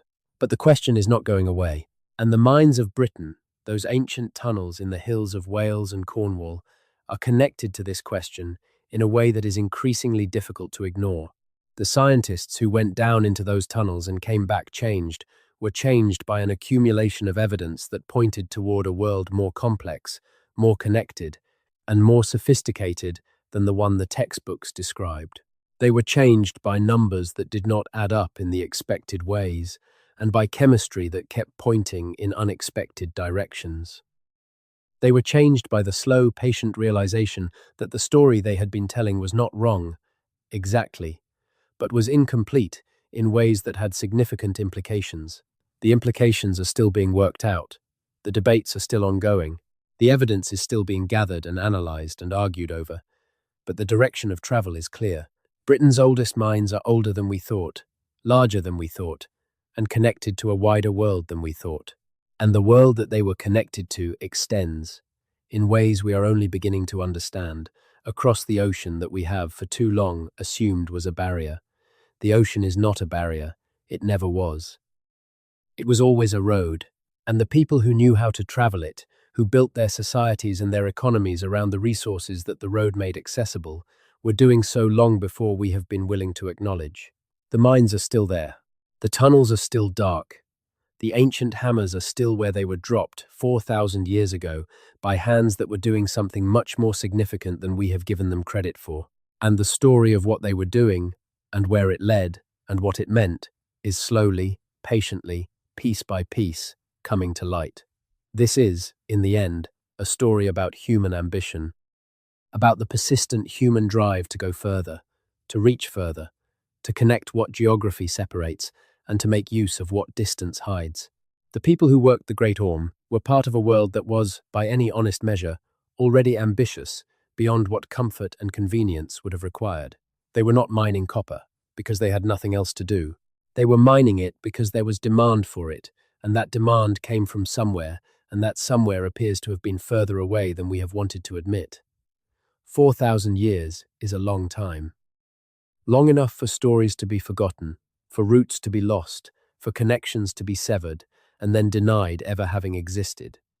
But the chemistry is patient. The isotopes do not forget. The stone hammers in the ancient tunnels do not forget the hands that held them, and the copper that came out of those tunnels, wherever it ended up, carries in its molecular structure a memory of the mountains it came from. The scientists who found what they found in Britain's oldest mines were not looking for a world historical revelation. They were doing their jobs, carefully and systematically, following the evidence where it led. Where it led surprised them. It surprised them enough that they went back and looked again and ran more tests and wrote more papers and slowly, reluctantly, began to describe a picture of the Bronze Age world that is still in the process of being accepted. The world is beginning to listen. The question that was once fringe is now mainstream. The evidence that was once dismissed is now being taken seriously. And the mines, those ancient tunnels in the hills of Britain, are finally beginning to receive the kind of attention and the kind of investigation that their age and their significance demand. What they will reveal as that investigation continues is impossible to predict with confidence. But the trajectory of the evidence suggests that the revelations are not finished, that the picture, already startling, is going to become more startling still, that the world that made these mines was a world that challenges, at a deep level, our assumptions about what ancient people knew and what they were capable of. The mountains of Wales know this already. They have always known it. The knowledge was encoded in them, in the copper veins that run through their stone, in the tunnels that ancient hands drove through the rock to reach those veins, in the hammers left lying where they were last put down 4,000 years ago. We are learning to read what the mountains have always contained, and what they contain is a story much larger, much stranger, and much more remarkable than the one we have been telling. Keep listening, because we have only just begun to go down. The deeper you go into the mystery of Britain's ancient mines, the more the connections multiply.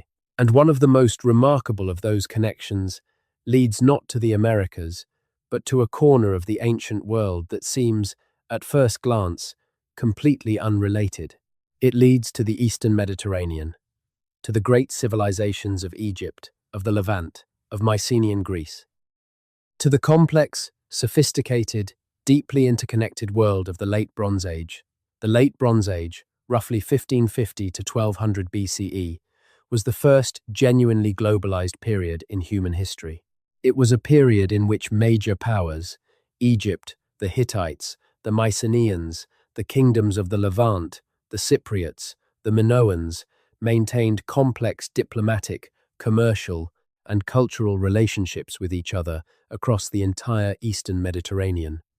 Ambassadors traveled between courts. Trade ships carried copper from Cyprus, tin from somewhere still debated, glass from Egypt, olive oil and wine and textiles from the Aegean.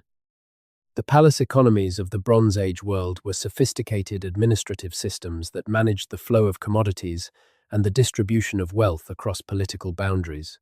The records of this world, written in Linear B and cuneiform and hieroglyphics, are some of the oldest surviving written documents in human history. They give us a picture of an ancient world that is, by any standard, impressively organized and impressively connected. And this world ran on bronze. Specifically, it ran on the copper and tin that bronze required. The management of metal supplies was a matter of strategic importance to the great powers of the Bronze Age. The diplomatic correspondence between courts makes explicit reference to the exchange of metals. The copper of Cyprus was a major strategic resource. The tin, whose source has been the subject of debate for generations, was essential. Where did the Eastern Mediterranean Bronze Age get its tin? The question is genuinely difficult. Tin is not common in the Mediterranean world. The major tin deposits that are accessible without complex deep mining are not located in the Near East or the Aegean. They are located in Central Asia, in Central Europe, in Iberia, and in Cornwall. Cornwall, specifically, is one of the great tin sources of the ancient world. The tin streams of Cornwall, where naturally occurring cassiterite could be found in stream beds and extracted with relatively simple technology, were being exploited during the Bronze Age period. The evidence for Bronze Age tin extraction in Cornwall is well documented. The settlement patterns, the processing sites, the transportation infrastructure all point to a significant industry. And the tin that came out of Cornwall was, isotopically, distinctive. Like the copper of the Great Orme, it had a chemical signature that allowed, in principle, its movement through the ancient world to be traced. The results of isotopic analysis of tin in Bronze Age artifacts from the Eastern Mediterranean are, predictably, contested. Some studies have suggested that a proportion of the tin in late Bronze Age Mediterranean artifacts has signatures consistent with Cornish sources. The distances involved are staggering. From Cornwall to Egypt, from Cornwall to Mycenae, from Cornwall to the Hittite heartland, these are journeys that cross the whole breadth of Europe. But they are journeys that, in principle, the maritime infrastructure of the late Bronze Age world could have managed. The Phoenicians, or their predecessors, in the Levantine trading culture, had a long tradition of long-distance maritime trade that extended through the Western Mediterranean and, according to ancient literary sources, as far as Britain. Herodotus mentions the Cassiterides, the Tin Islands, which most ancient geographers located somewhere off the northwestern coast of Europe, and which many modern researchers identify with Cornwall and the Scilly Isles. The ancient name Cassiterides comes from the Greek word for tin, kassiteros. These were, in the ancient understanding, the Tin Islands, the islands from which the ancient world got its tin.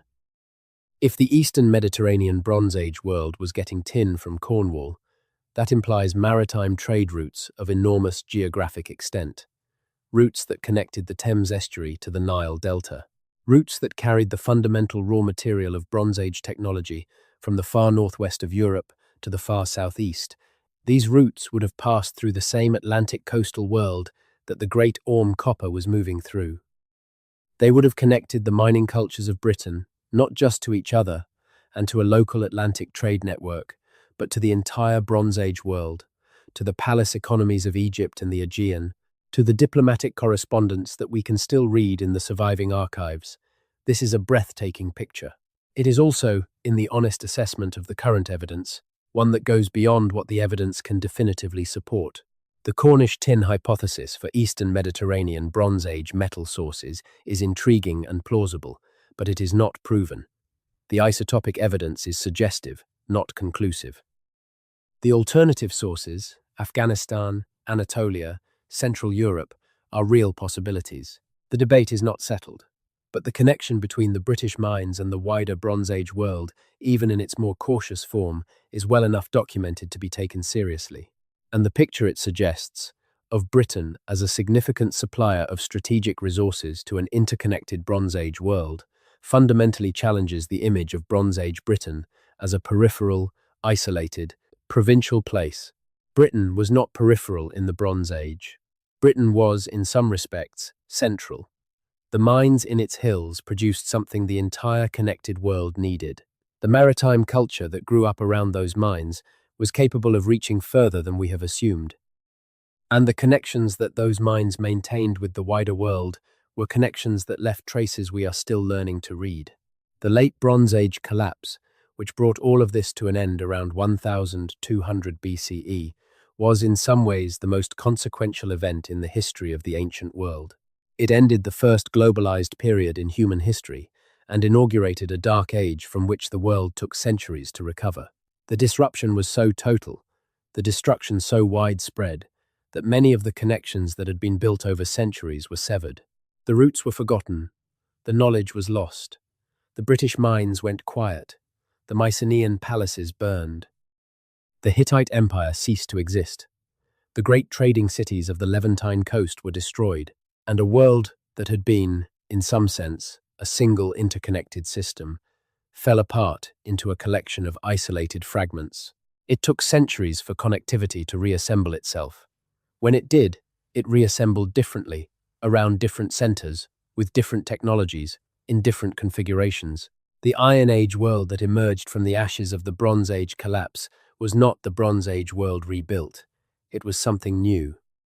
And the memory of what had been was preserved only in fragmentary form, in myths and in songs, and in the transmitted practices of people who kept old knowledge alive without always knowing what they were keeping. The miners of the Great Orme and the people who organized their work and distributed their product were part of that lost world. Their tunnels are the most direct physical evidence we have of what they achieved.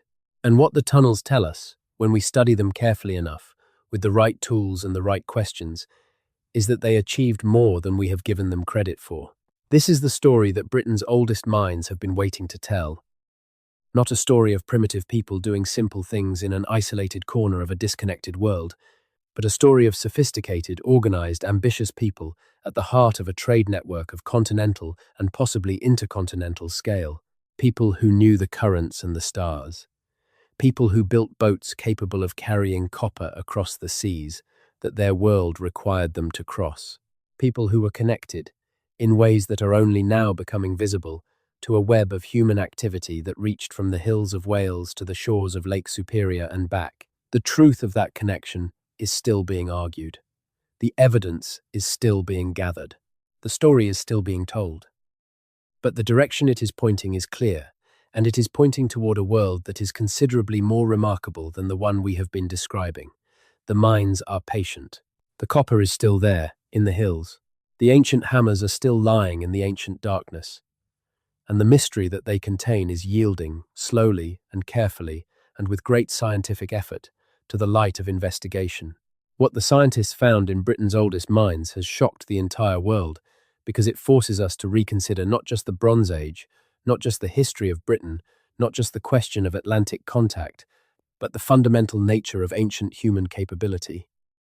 The capacity of ancient people to connect with each other across vast distances, the depth of their knowledge of the world they lived in, the ambition of their reach, and the sophistication of their organization. These are not comfortable revelations for a worldview that depends on the idea of ancient people as primitive and isolated, but they are honest revelations. And they are coming from the evidence, carefully gathered, carefully analyzed, carefully reported by researchers who are doing the slow and patient work of actually finding out what happened. The mines of Britain are telling us who we were. And who we were, it turns out, was considerably more interesting, considerably more connected, and considerably more capable than we have been assuming. That is a revelation worth descending into the dark to find. And the dark of those ancient tunnels, cool and still and smelling of time, is exactly where the finding is happening, piece by patient piece, as it has been happening for decades, and as it will continue to happen for decades more to come. What we found in Britain's oldest mines has shocked the world. What we will find next may shock it even more. And the mountains of Wales, ancient and patient, and full of copper veins that have been running through their stone since long before humans arrived, to follow them into the dark, are waiting to see what question we ask next. They have been keeping their secrets for 4,000 years, but they are not keeping them forever. The tunnels are still there, the evidence is still accumulating, and the story is still being told. Listen to the mountains, they have something to say. What you have heard tonight is not the end of the story. It is the middle of it, told from the middle, looking backward at what the evidence reveals and forward at what the investigations still in progress might yet uncover. The story began long before the first researcher descended into the Great Orme with a notebook and a headlamp.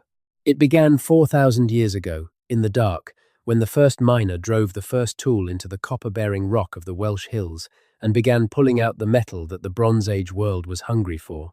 It will continue long after this telling, in laboratories, in tunnels, in the careful accumulation of data points that individually mean little but together begin to form a picture that no single data point could contain, in the gradual, reluctant, inevitable revision of a narrative that has been too comfortable for too long.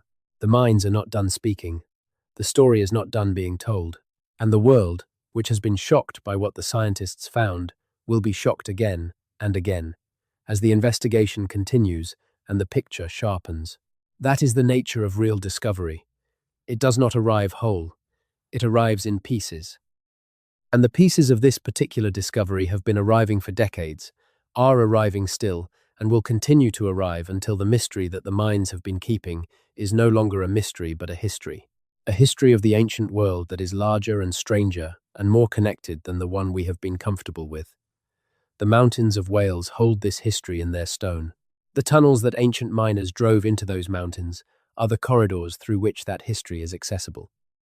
And the scientists who go down into those corridors, with their headlamps and their notebooks and their careful analytical minds, are the people through whose work the history is coming to light. What they have found has shocked the world. What they will find is still unknown. But the direction of the investigation, and the weight of the evidence that has already accumulated, suggest that the shocks are not finished. The minds are speaking, and the world is beginning, finally, to hear what they are saying. Rest now. Let the tunnels close above you in the imagination. Let the ancient dark settle around the picture that this story has been building. In the morning, the investigation continues. The questions are still open, the answers are still coming, and the mystery that Britain's oldest minds have been keeping, patient in the dark for 4,000 years, is still, piece by piece, coming to light. The mountains have been waiting a long time to tell this story. They are telling it now, and the world that is listening is being changed by what it hears. Drift now into the thought of those ancient tunnels, the cool stone, the ancient dark, the smell of thyme and copper. The silence that has been sitting there since the last miner put down the last hammer and walked away into the light 4,000 years ago toward a world that was about to collapse and a history that was about to be forgotten. The forgetting is ending. The memory is returning.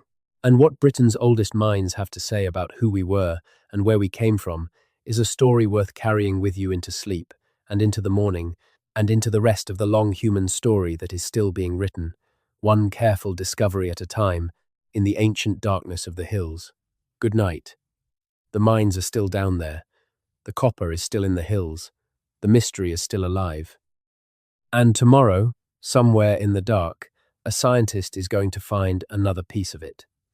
There is a dimension to this story that has not yet been fully explored, and it lives in the landscape itself, not just in the tunnels, not just in the chemistry of the metals, but in the geography of the land that contains the mines, the hills and the rivers, and the coastlines that made the mines possible and made their product movable, because the mines did not exist in isolation from the landscape around them. They were embedded in it, they depended on it, and the landscape tells its own part of the story. The north coast of Wales, where the Great Orme headland juts out into the Irish Sea, is not an arbitrary location for a major copper mining operation. It sits at a node of maritime geography that would have been recognized immediately by any experienced ancient sailor. The Irish Sea, bounded by Wales on the east and Ireland on the west, is one of the most traveled bodies of water in the ancient Atlantic world. It connects, through its northern and southern entrances, to the wider Atlantic. It provides relatively sheltered waters for coastal sailing while still offering access to ocean routes. From the headland of the Great Orme, on a clear day, you can see the mountains of Ireland to the west. The crossing between Wales and Ireland, at its shortest point, is less than 60 miles of open water. For a Bronze Age sailor familiar with these waters, that crossing would have been not a great adventure, but a routine part of the working week. Ireland itself was a significant player in the Bronze Age Atlantic world. Irish copper, from mines in Cork and Kerry and other sites across the island, was an important resource. Irish gold, from the rivers of the southeast, was some of the finest worked in the ancient world. The gold objects of Bronze Age, Ireland, lunulae and discs and torques of extraordinary craftsmanship have been found at sites across northern and western Europe, travelling along the same routes that copper and tin were moving. Ireland and Britain were connected, economically and culturally, in ways that made them effectively a single unit within the broader Atlantic trade network. The sea routes of the Atlantic coast of Britain and Ireland were, during the Bronze Age, well established. We know this not just from the distribution of artifacts, but from the physical evidence of Bronze Age ports and landing places, places where goods were transferred from coastal vessels to inland distribution networks. The rivers were equally important. The rivers of Britain and Ireland were the highways of the ancient world, and the mines at the Great Orme sat near the head of a river system that gave access to the interior of Wales and, through a series of portages, to the river systems of central and southern Britain. The geography made the Great Orme possible. It also made it relevant to a much wider world than its local setting might suggest. The same maritime geography that connected the Great Orme to Ireland connected it, through Ireland's western coast, to the open Atlantic. The same currents that brought goods from Iberia up the Atlantic coast to Britain carried, in their seasonal patterns, an implicit invitation to the horizon. Anyone standing on the headland of the Great Orme during the Bronze Age, watching the sea, would have been watching a road that led to the south, toward Iberia and the Mediterranean world, a road that led to the west and north, toward Iceland and Greenland, and, beyond that, toward coasts that no map described, because no one who had seen them had yet developed a system for representing them. Whether ancient mariners stood on that headland and contemplated that further western road is not something we can know with certainty, but the question is not whether the road existed. The road existed. The currents are what they are. The question is whether anyone followed it. And that question is the one that the evidence keeps insisting on, in its patient, chemical, isotopic, genetic way. Let us now speak about the people themselves, not the abstract cultures, not the isotopic signatures, not the trade networks, but the actual human beings who went down into those tunnels, who drove those hammers into that rock, who emerged blinking into the daylight with ore-stained hands and spent the rest of their day doing whatever else Bronze Age people did with their time. We know very little about these individuals. Archaeology is better at preserving objects than people, and better at documenting collective patterns than individual lives. But we know some things. We know they were healthy, or at least healthier than the farming peoples who would eventually replace them.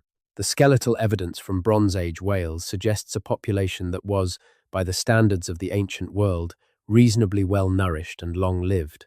The work was hard, and the evidence of joint damage and occupational stress on the bones of individuals found near mining sites confirms that. But they were not, by any measure, a miserable or degraded population. We know they had music. The musical instruments of Bronze Age Britain, including the remarkable class of objects called lyres, bronze horns that curve back on themselves and produce a deep, powerful sound, suggest a culture that valued communal musical performance. The lyres require breath control and skill to play, and are clearly instruments of ceremony and celebration, not casual entertainment. They were made with care and used with purpose. We know they had ceremony. The burial practices of Bronze Age Britain are, in their own way, as revealing as the mines. The barrow mounds that dot the British landscape, the earthen mounds that cover the graves of the Bronze Age dead, are scattered across the same hills where the mines are located. The people who worked the mines lived and died in a landscape that was simultaneously a working environment and a sacred one, a place where the boundary between the world of the living and the world of the dead was marked and maintained with deliberate care. The grave goods placed with the Bronze Age dead tell us something about what these people valued. Weapons, tools, jewelry, objects of amber and jet and gold that came from distant places. The amber, in particular, is a tracer of trade networks because Baltic amber, the most highly valued variety in the ancient world, has been found in Bronze Age British graves, in quantities that imply regular access to Baltic sources. The route from the Baltic to Britain ran through the continental trade networks of the Bronze Age world, and its presence in British graves confirms that British Bronze Age communities were connected to those networks. They were not isolated. They were connected, and they knew they were connected, in the sense that they used the products of that connection in their most significant ritual context, in the burial of their dead, in the goods they sent with their people into whatever afterlife they believed in. What did they believe? The barrows and the burial goods suggest a belief in some form of continued existence after death, a belief common enough in ancient cultures to be nearly universal. The astronomical alignments of the monuments they built, Stonehenge being only the most famous, suggest a cosmology that connected human life to celestial cycles, that saw in the movements of the sun and stars a reflection of deeper patterns in the structure of reality. The deposits of valuable objects in rivers and bogs, the deliberate destruction and deposition of wealth in natural features, suggest a belief in forces that inhabited those natural features and could be propitiated or honored through sacrifice. These are broad strokes. They do not tell us what an individual miner believed, lying awake at night in a Bronze Age settlement near the coast of Wales, listening to the sea. They do not tell us what a Bronze Age sailor thought, offshore in the Atlantic, watching the stars and feeling the current beneath his hull. They tell us something about the cultural framework within which those individuals existed, the stories and the rituals and the beliefs that gave their lives shape and meaning. Within that framework, the work of the mines would have had a significance that was not only economic. Metal, in the ancient world, was not simply a commodity. It was a substance of power, of transformation, of almost magical capacity. The ability to take unremarkable rock and produce, through fire and skill, a bright shining metal, was not experienced by ancient people as a merely industrial process. It was experienced as a profound act of transformation, a kind of alchemy. The people who did it were not simply workers. They were, in some sense, specialists in the transformation of matter, people who commanded a knowledge and a skill that was not available to everyone. This gave miners and metalworkers a status in ancient societies that was simultaneously elevated and marginal. Elevated because of the power of what they could do. Marginal because what they could do set them apart from the ordinary rhythms of agricultural or pastoral life. In many ancient cultures, smiths and metalworkers occupied a special category, neither quite of the community nor entirely outside it, people whose skills made them necessary and whose mysterious knowledge made them slightly uncanny. The miners at the Great Orme would have occupied something of this status. Their tunnels went down into the earth, into darkness, into a world that ordinary people did not enter. They emerged with something that had not existed before, something that the world needed and could not produce without them. They were at the intersection of the practical and the mysterious, and the culture that surrounded them would have reflected that. This is speculation, but it is informed speculation, grounded in what we know about the role of metalworkers in ancient cultures more broadly. And it adds a human dimension to the story that the isotopic analysis and the trade network models cannot provide. The mines were not just economic nodes. They were places of human significance, places where people went every day and did something extraordinary, something that connected them to the wider world and to the deepest currents of their own culture. The tunnels were not just tunnels. They were, in a very real sense, the foundation of a world.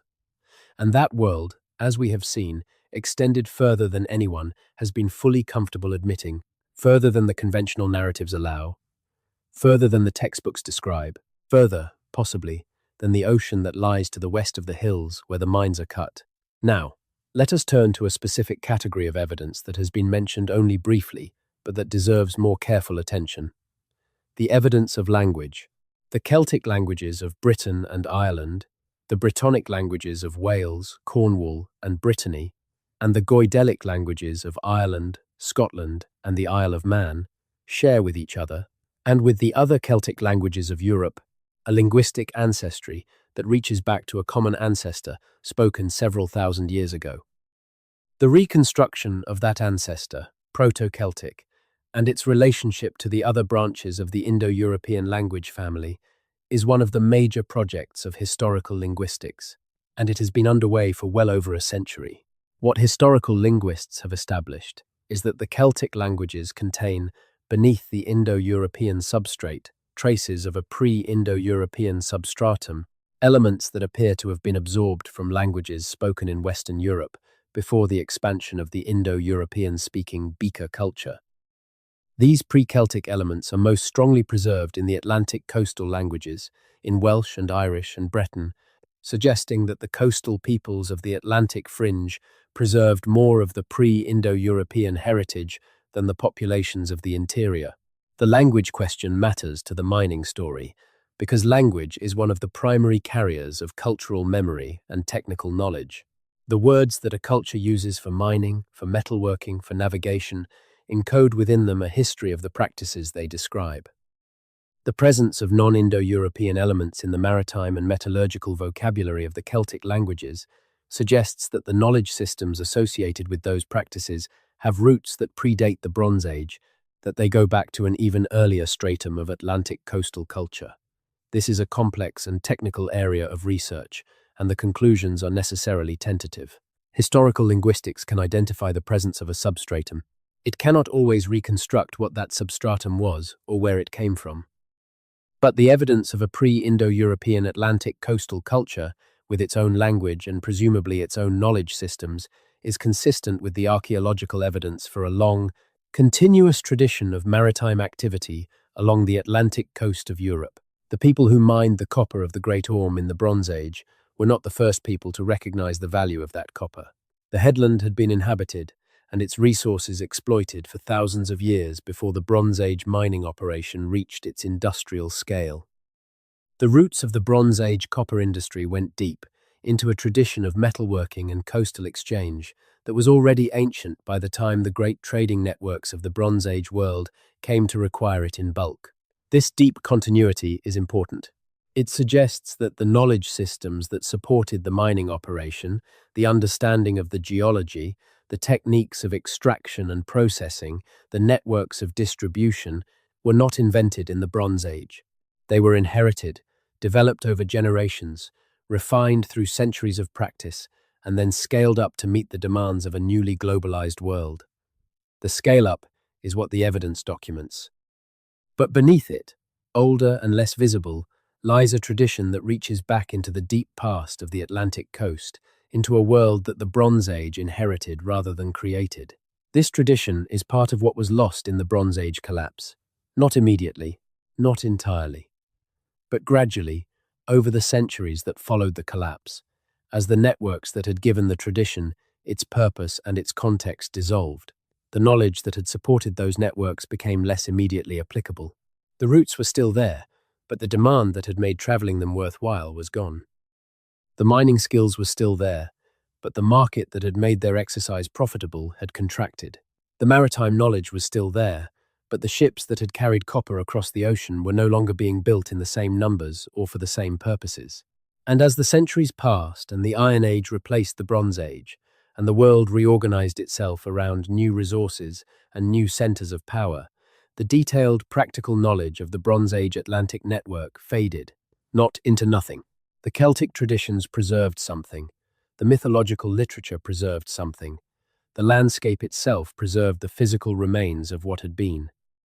But the living knowledge, the knowledge held in the minds and hands of people who were actually doing the things it described, that knowledge did not survive intact into the modern world. We are reconstructing it.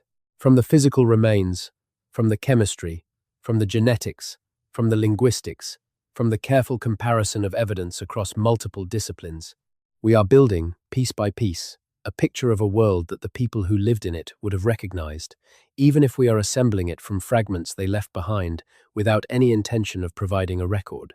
This is the work of archaeology, and of all the sciences that support it, it is slow work.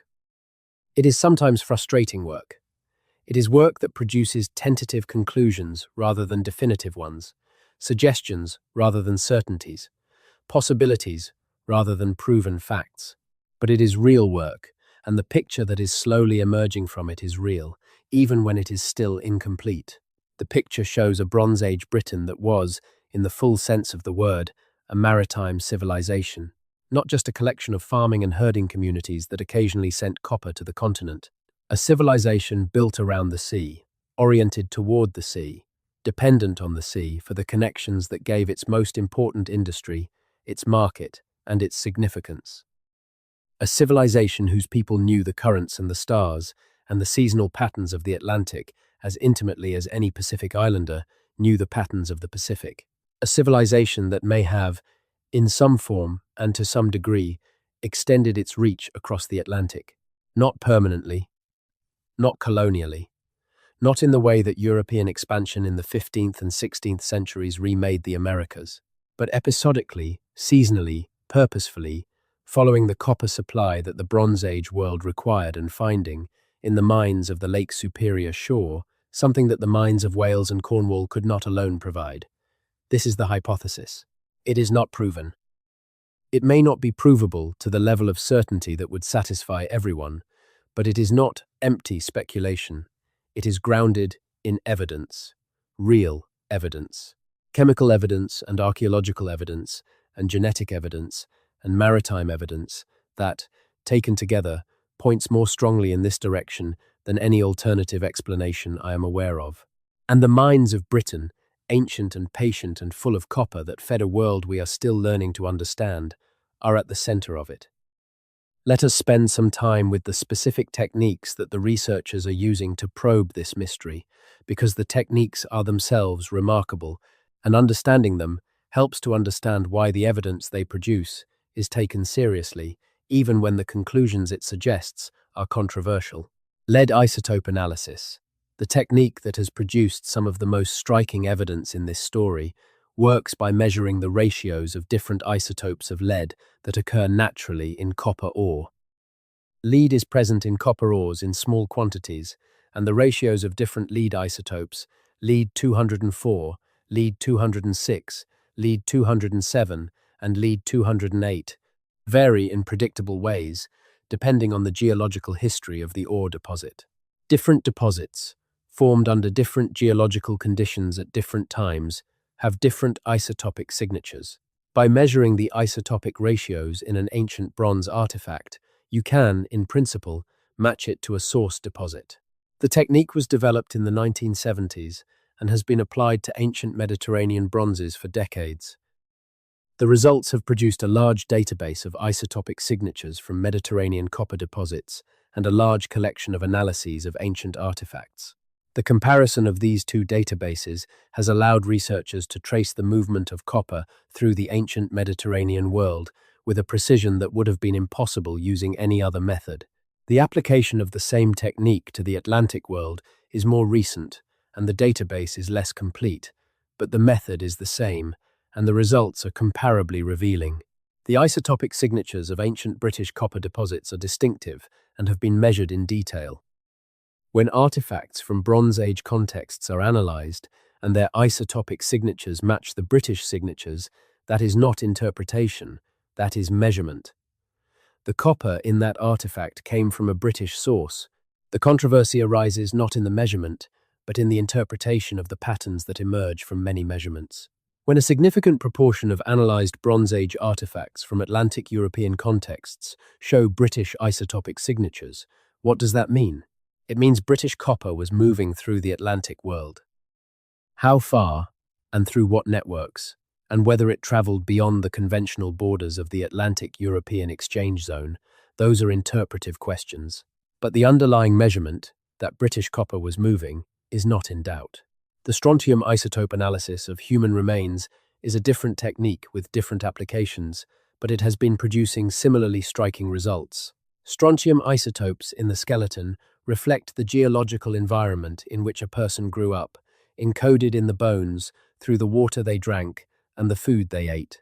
By analysing the strontium isotopes in the skeletons of Bronze Age individuals found in Britain, researchers can determine whether those individuals were local, grew up in the same geological environment where their remains were found, or were migrants, grew up somewhere with a different geological signature. The results of this analysis on Bronze Age skeletal remains from Britain have revealed a level of population mobility that was not previously anticipated. A significant proportion of the individuals analysed, including some buried with high-status grave goods suggesting a position of social importance, show strontium signatures that indicate they were not local to the area where they were buried. They came from elsewhere. They moved. They were migrants.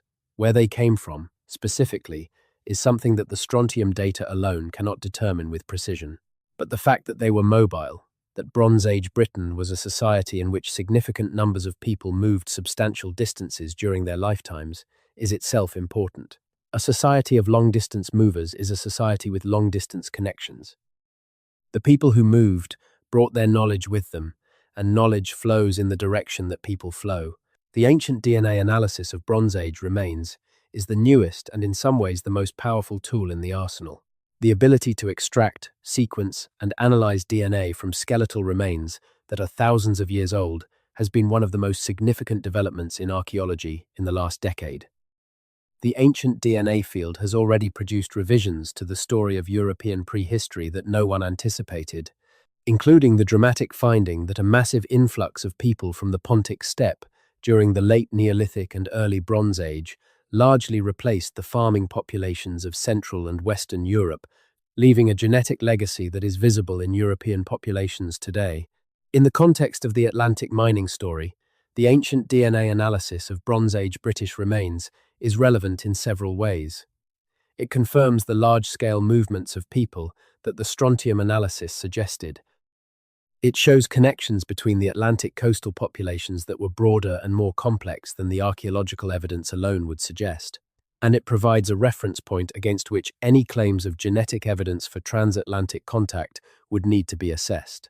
If Bronze Age period European genetic signatures appear in pre-Columbian American populations, ancient DNA analysis would in principle be able to detect them. The technical challenges are significant, particularly on the American side, where the preservation of ancient DNA is often poor and where the sample sizes of well-documented pre-Columbian remains are limited. But the question is technically approachable in a way it was not just a decade ago. The work is underway. The results are not yet in the sense of a definitive published finding, but the fact that the question is being asked, with the tools to answer it, is itself a significant development. The transatlantic hypothesis, which for decades was confined to the realm of alternative history and amateur speculation, is now being investigated with the full toolkit of modern genetics. The investigation will take time. Science always does. But the direction of travel, the way the available evidence keeps pointing, and the fact that serious researchers with serious tools are now taking the question seriously, suggests that the next decade may produce findings that further shift the ground of this debate. In the meantime, the mines of Britain continue to be explored and documented. New sections of the Great Orme Tunnel system are periodically uncovered. New analytical techniques are applied to materials already in the collection. New questions are asked of old evidence. And gradually, the picture of what happened in those tunnels and what the copper that came out of them meant for the ancient world becomes clearer.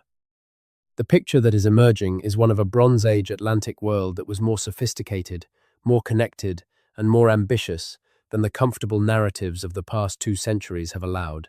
A world in which Britain was not a peripheral province but a central source.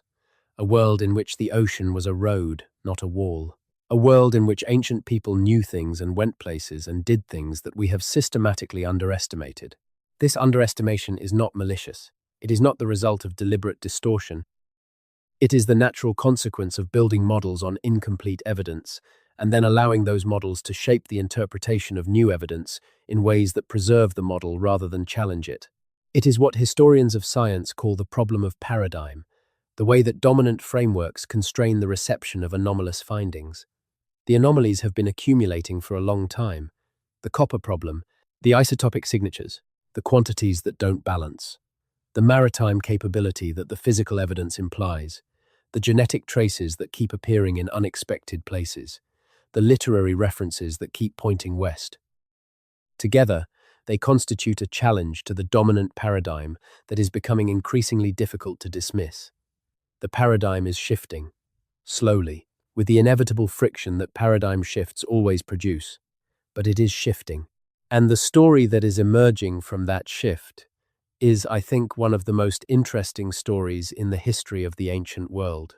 It is the story of a people who went down into the darkness of the hills to extract something the world needed, and who, in doing so, became part of a world much larger than the hills they lived in. It is the story of a maritime culture that knew the Atlantic in a way we have forgotten, that followed the currents to places we have not been willing to believe they reached, that connected the eastern and western shores of an ocean that we have treated as a permanent divide. It is the story of the ancient world as it actually was, rather than as we have assumed it to be. And it is being recovered, piece by patient piece, from the dark of the mines where it has been waiting for 4,000 years to be properly told. Let's go still deeper. Because there is one more dimension to this story, one more layer of mystery that connects everything we have discussed and points toward implications that are still being worked out. It concerns the nature of knowledge itself, about how knowledge is created, how it is preserved, how it is lost, and how it is recovered, about the relationship between what ancient people knew and what we have been willing to believe they knew, about the consequences of systematically underestimating the cognitive and organizational capabilities of people who lived before writing, before cities, before the institutions that we associate with civilization. The Bronze Age miners of Britain were not primitive people. They were human beings of fully modern intelligence, operating within a sophisticated cultural framework that supported the development and transmission of complex technical knowledge.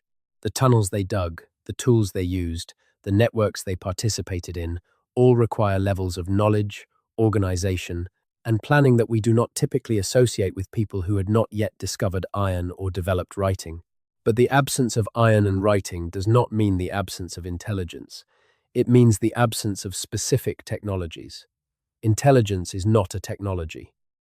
It is a biological capacity, and the biological capacity of modern human intelligence has been present in our species for at least 300,000 years. The Bronze Age miners of Britain had the same brains we have. They processed information, made decisions, solved problems, developed expertise, and transmitted knowledge using neural hardware that was identical to ours. What they lacked was not intelligence. What they lacked was the accumulated technological and cultural inheritance that we have received from 10,000 years of civilizational development. They were starting, in some sense, from a different baseline, but they were not starting from the bottom. They were heirs to a tradition of human knowledge and cultural development that reached back hundreds of thousands of years. The knowledge systems they inherited were not primitive. They were ancient, refined, and adapted to the conditions of the world they lived in with a precision and a sophistication that our modern knowledge systems, for all their power, do not always match. The knowledge of the natural world that a Bronze Age specialist possessed was, in its domain, deeper and more detailed than anything a modern person without specialist training could access.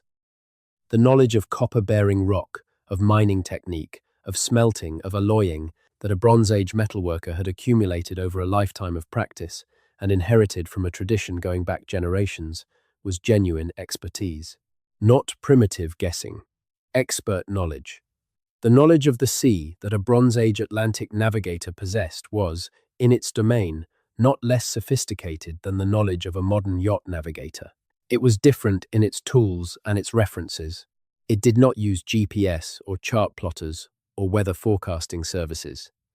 It used stars and currents and wind patterns and wave behavior and the flight paths of birds.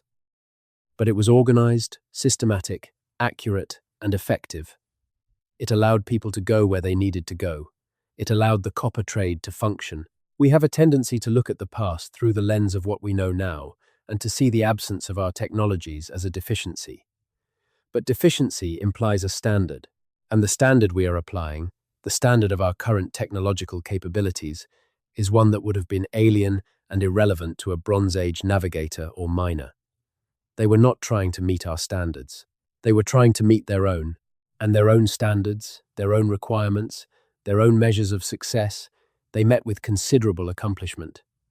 The mines are the evidence of that accomplishment. Not just the mines as physical structures, impressive as they are, but the mines as nodes in a network, the mines as the productive heart of a trade system. The mines as the source of a resource that fed the ambitions of an age. The mines as the expression of a human capacity to organize collective effort toward a demanding goal over a sustained period of time. What that goal was, exactly, we are still learning. What the full extent of the network was, we are still mapping. What the human experience of participating in that network was like, we can only partially imagine. But the network was real. The accomplishment was real. And the evidence of both, sitting in the dark of those ancient tunnels, and in the databases of isotopic analyses, and in the genetic profiles of ancient populations, is real. The story of Britain's oldest mines is ultimately a story about the capacity of ancient people to do remarkable things, to organize complex industry, to maintain long-distance trade networks, to cross dangerous waters in pursuit of the resources their world required, to build, maintain, and transmit systems of knowledge across generations, without writing, without formal institutions, without the technological infrastructure that we associate with organized human activity. They did all of this. The evidence says they did. And the further we push our investigation, the more of what they did we discover, and the more the picture of a world that we once thought we understood is revealed to be something larger, stranger, and more magnificent than we were prepared to see. The mines of Britain have been waiting 4,000 years to tell this story. They are telling it now, through the chemistry of the metals that came out of them, through the bones of the people who worked them, through the tools left behind in the ancient dark, through the isotopic signatures that trace the movement of their product across a world that was more connected than we have wanted to believe. They are telling it through the patient work of scientists who have committed their careers to asking the right questions of the physical evidence, through the accumulated body of research that is slowly building a new picture of the Bronze Age world, one that challenges the comfortable assumptions of 2 centuries of scholarship and replaces them with something more complex, more interesting, and, above all, more true. The truth is not finished. It is still being assembled. But the direction it is pointing, the conclusion that is slowly becoming unavoidable, is this. Britain's oldest mines were not a local enterprise. They were part of something much larger. Something that reached further than the conventional narrative allows. Something that connected the hills of Wales to a world that the maps of the ancient world did not draw, and the historians of the modern world have been reluctant to admit. The mines are speaking. The evidence is clear. The story is being told. And what it reveals, in the end, is not just a story about Britain, or about the Bronze Age, or about the question of Atlantic contact. It is a story about what human beings are capable of when they apply their full intelligence and their accumulated cultural knowledge to the challenges of their world. What they are capable of, it turns out, is considerably more than we have been willing to believe. The mines are the proof. The dark tunnels, the ancient hammers, the isotopic signatures, and the genetic traces and the maritime histories, all of it is proof. And the world that is emerging from that proof is a world worth knowing. A world that makes the human story larger and more extraordinary than the version we have been comfortable with. A world that deserves to be told, in full, with the care and the honesty and the attention to evidence that the question demands. That is the story of Britain's oldest mines. That is what the scientists found when they went down into the dark. And that is why what they found has shocked the entire world. The hills are still there. The copper is still in the veins. The tunnels are still accessible to those who know where to look and who have the courage to follow them into the dark. And the story they contain is still unfolding, still being told, still revealing, piece by patient piece, the outlines of a world that was already old when Rome was young, that was already complex when Greece was discovering philosophy, that was already globally connected in ways we are only now beginning to understand. Rest in the thought of that world. In the thought of the ancient miners, their lamps flickering in the dark, their hammers ringing against the copper-stained stone, their voices perhaps audible in the tunnels as they called to each other, directed each other, shared the knowledge that kept the work moving forward and the copper flowing out. They knew something. They did something. And what they knew and what they did has been waiting in the dark for 4,000 years, patient and preserved and full of evidence, for someone to come and ask the right questions. The scientists have been asking. The evidence is answering. And the world, slowly and surely, and with the appropriate mixture of wonder and scholarly caution, is beginning to hear. Sleep now. The mines are still down there. The copper is still in the hills. And the story is still being told, one careful discovery at a time, in the ancient darkness of Britain's oldest mountains. The questions are not finished. The answers are not finished. But the direction is clear, and the direction is towards something more remarkable than anything the textbooks have been telling us. Good night. The mines are waiting. The story is not done. And tomorrow, somewhere in the dark, beneath the hills of Wales, a scientist will find another piece of the puzzle that has been 4,000 years in the finding. The world that made those mines was extraordinary. And we are, at last, beginning to understand just how extraordinary it was. There is one more chapter to this story that demands to be told, and it is perhaps the most intimate chapter of all. It is the chapter about what happens inside a human mind when it confronts evidence that challenges everything it thought it knew. The scientists who went into Britain's oldest mines and came back changed were changed by a specific kind of experience. The experience of physical evidence that does not fit, of numbers that do not balance, of chemistry that points in directions that the existing models cannot easily accommodate. This is not the comfortable experience of finding what you expected to find. It is the deeply uncomfortable experience of finding something you did not expect and having to decide what to do with it. In science, the proper response to unexpected evidence is to investigate it further, to seek additional confirmation, to consider alternative explanations, to be rigorous about the distinction between what the evidence actually says and what you might want it to say. This is what the researchers working on the question of Britain's ancient mines and the wider Atlantic trade network have done and continue to do. They have been rigorous. They have been cautious. They have been appropriately skeptical of their own findings and appropriately open to alternative interpretations. But they have also been honest. And honesty requires acknowledging that the evidence is what it is, and that what it is, even with all the appropriate caveats, is difficult to explain within the conventional framework.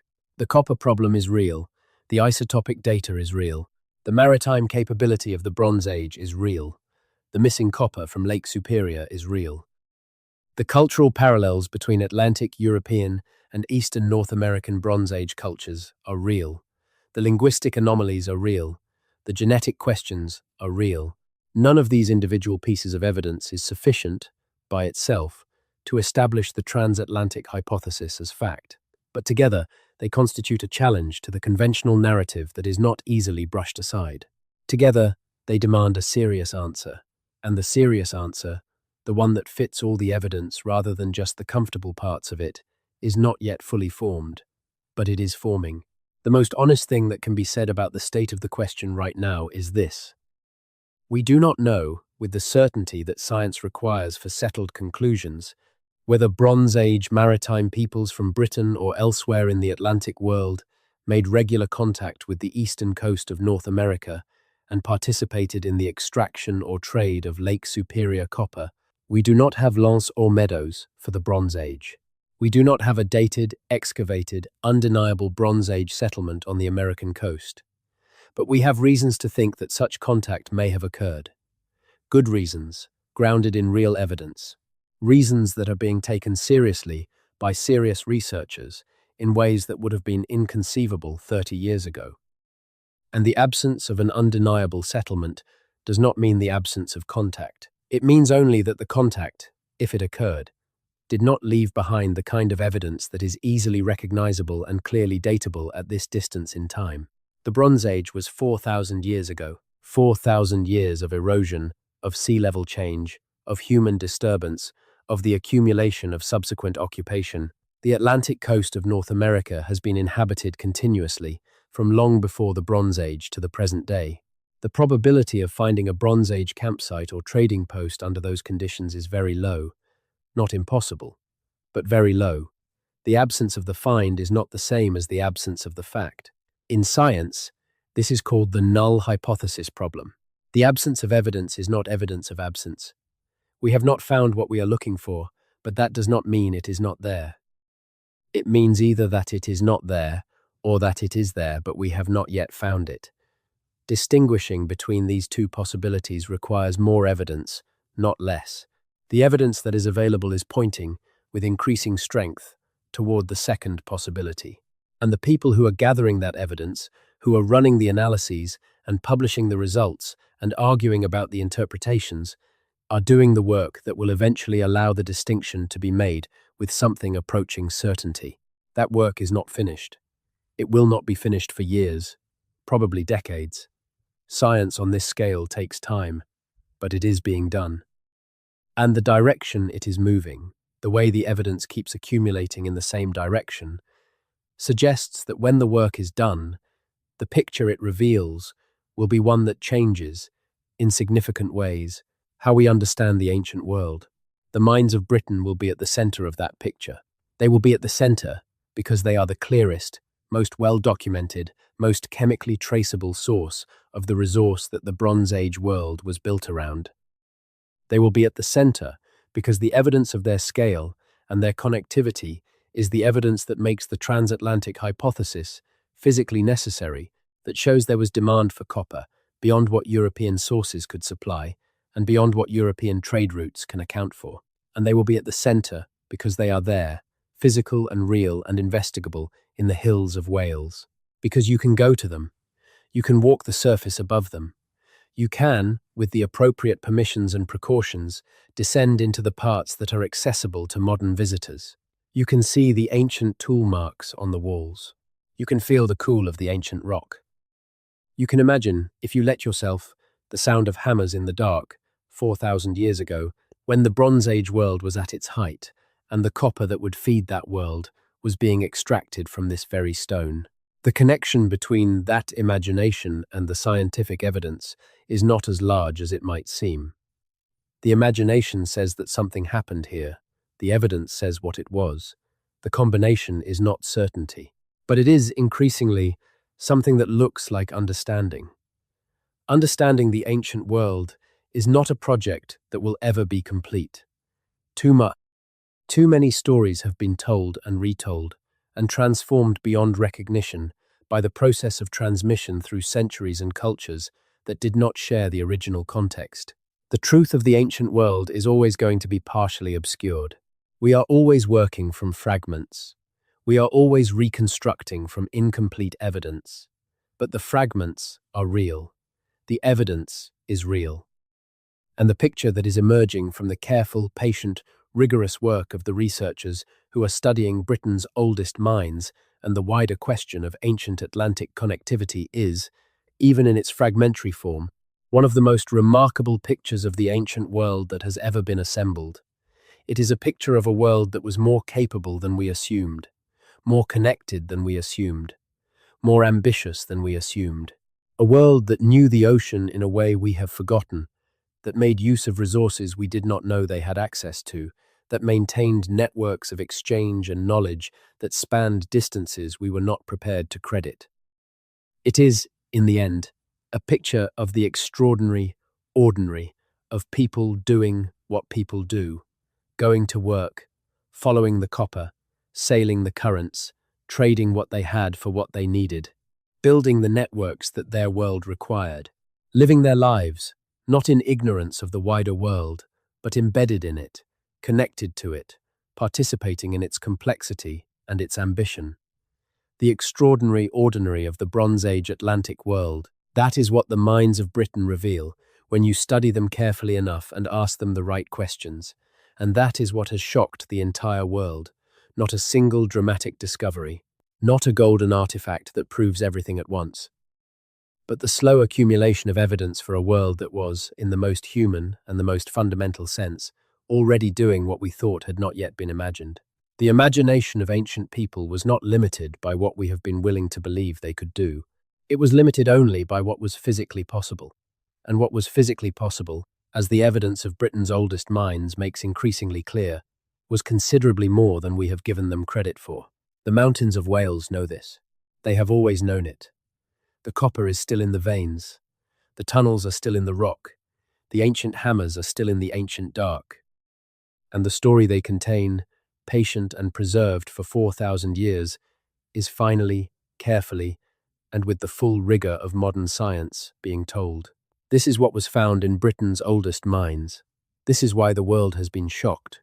And this is why the story is not over, but only, after 4,000 years of silence, just beginning to be properly heard. The hills are patient, the mines are waiting, the evidence is accumulating, and the world is listening, as it should have been listening all along, to the story that the stone has always contained. Rest now in the thought of those ancient hills, in the thought of the copper veins running through the rock, ancient and patient, carrying in their chemistry the memory of how they were made and where they went and what world they fed. In the thought of the tunnels, dark and cool and smelling of time, where the evidence of one of the great human achievements of the ancient world is still being carefully extracted, piece by piece, by the scientists and the archaeologists who have committed their working lives to understanding what happened here. What happened here was remarkable. What it means is still being worked out. And the working out, the slow, careful, patient scientific process of taking the evidence seriously and following it where it leads, is itself one of the most remarkable things happening in the study of the ancient world right now. The minds are speaking. The world is listening. And what the minds are saying, in the language of chemistry and geology and human bone and ancient tool mark, is a story that reaches further than the hills of Wales, further than the shores of Britain, further than the Atlantic Ocean and the conventional boundaries of the ancient world. It reaches to a time when the distinction between the old world and the new world had not yet been drawn. When the ocean was a road and the copper was a need, and the people who could supply the need sailed where the road led them. When the hills of Wales and the shores of Lake Superior were connected, not by any modern network, but by the ancient and persistent human drive to find and use and trade what the world provides. That drive is still with us. We are the heirs of the miners and the sailors and the traders who made the Bronze Age Atlantic world. Their ambition is in our blood. Their knowledge of the sea is in the myths we have forgotten and the instincts we have not. Their copper is in the artifacts in our museums, carrying in its chemical memory the story of where it came from and what world it passed through on its way to the present. We owe them the honesty of really looking at that evidence, of asking the questions that the evidence demands, of following the story where it leads, even when it leads somewhere that challenges what we thought we knew. Britain's oldest minds are asking us to do exactly that, to go deeper, to look more carefully, to be honest about what the evidence says and what it implies and where it points. And where it points is somewhere extraordinary. Sleep now. Dream of the ancient hills and the copper veins and the dark tunnels where the story of the ancient world is still, 4,000 years later, being carefully found and carefully told. Dream of the ocean as a road, and the currents as highways, and the stars as a map that ancient sailors could read as easily as we read the glow of a screen in the dark. Dream of a world that was larger and stranger and more connected and more capable than we have been comfortable believing. That world was real. The evidence is there.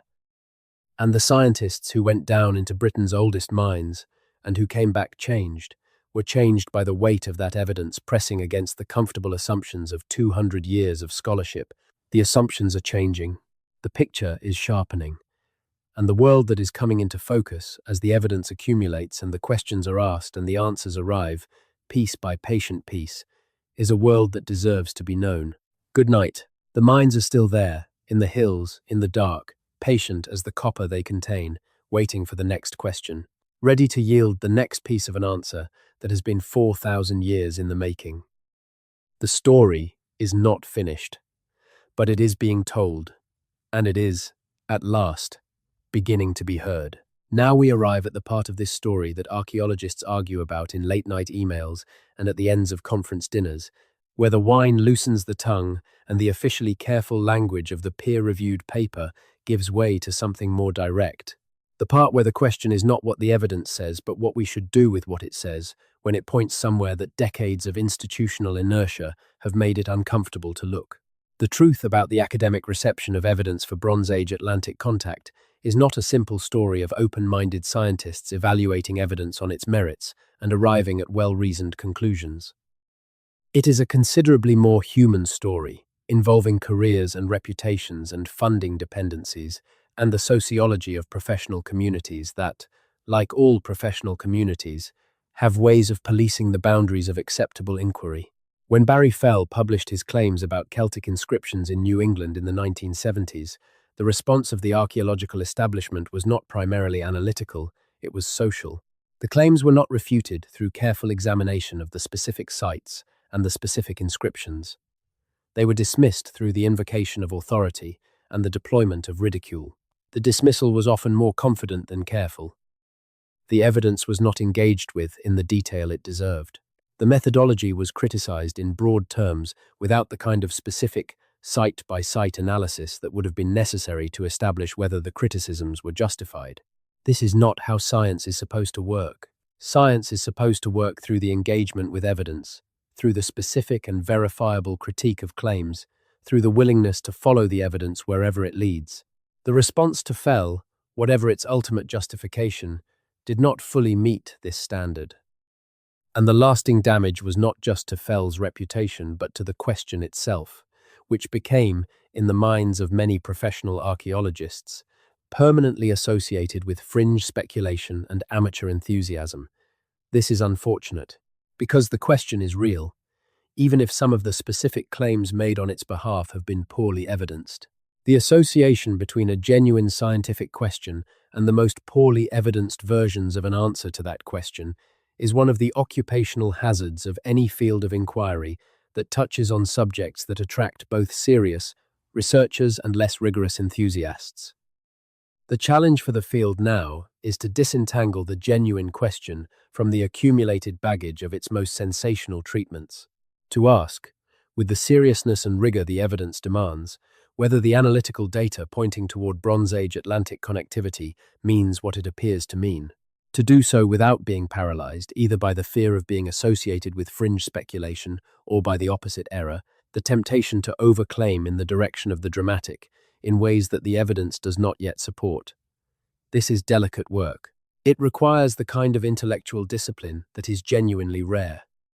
The ability to take a hypothesis seriously without committing to it prematurely, to evaluate evidence rigorously without allowing the evaluation to be distorted by prior commitment to a particular conclusion, to publish findings that are suggestive without claiming they are conclusive, to acknowledge uncertainty without retreating into the comfortable but intellectually dishonest position that uncertainty means the question can be set aside.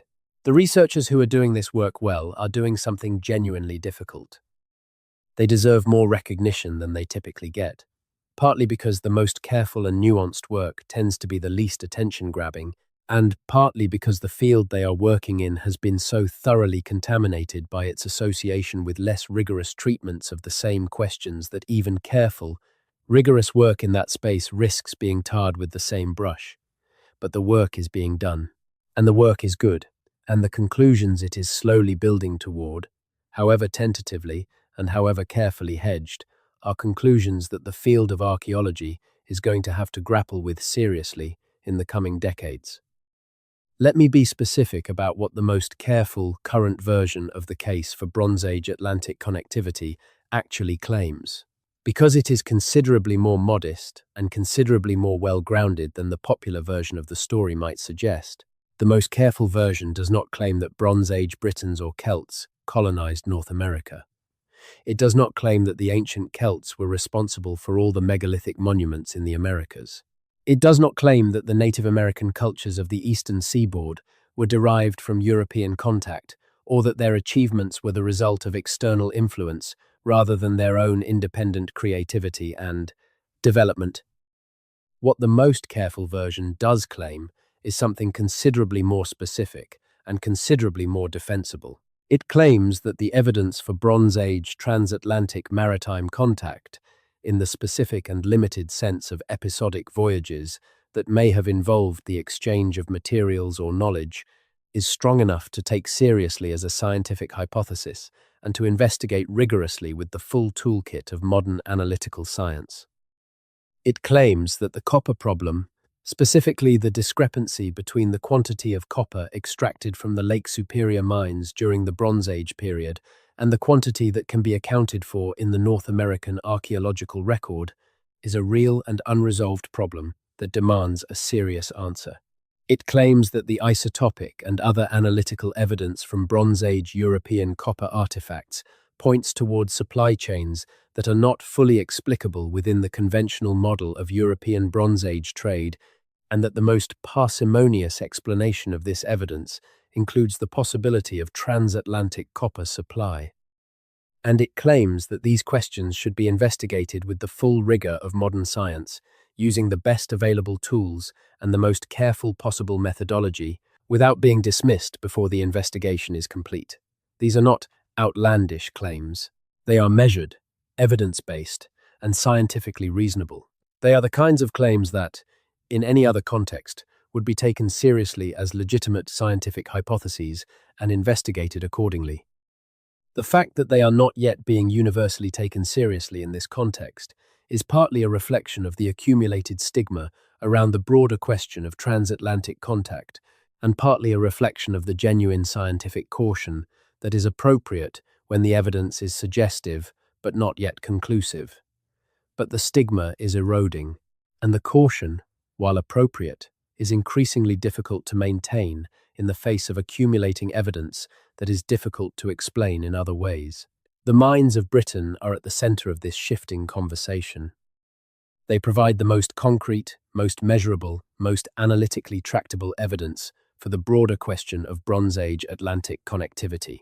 The copper that came out of them, traceable through its chemical signature, is the thread that connects the more grounded end of this inquiry to the wider questions about what was happening in the ancient Atlantic world.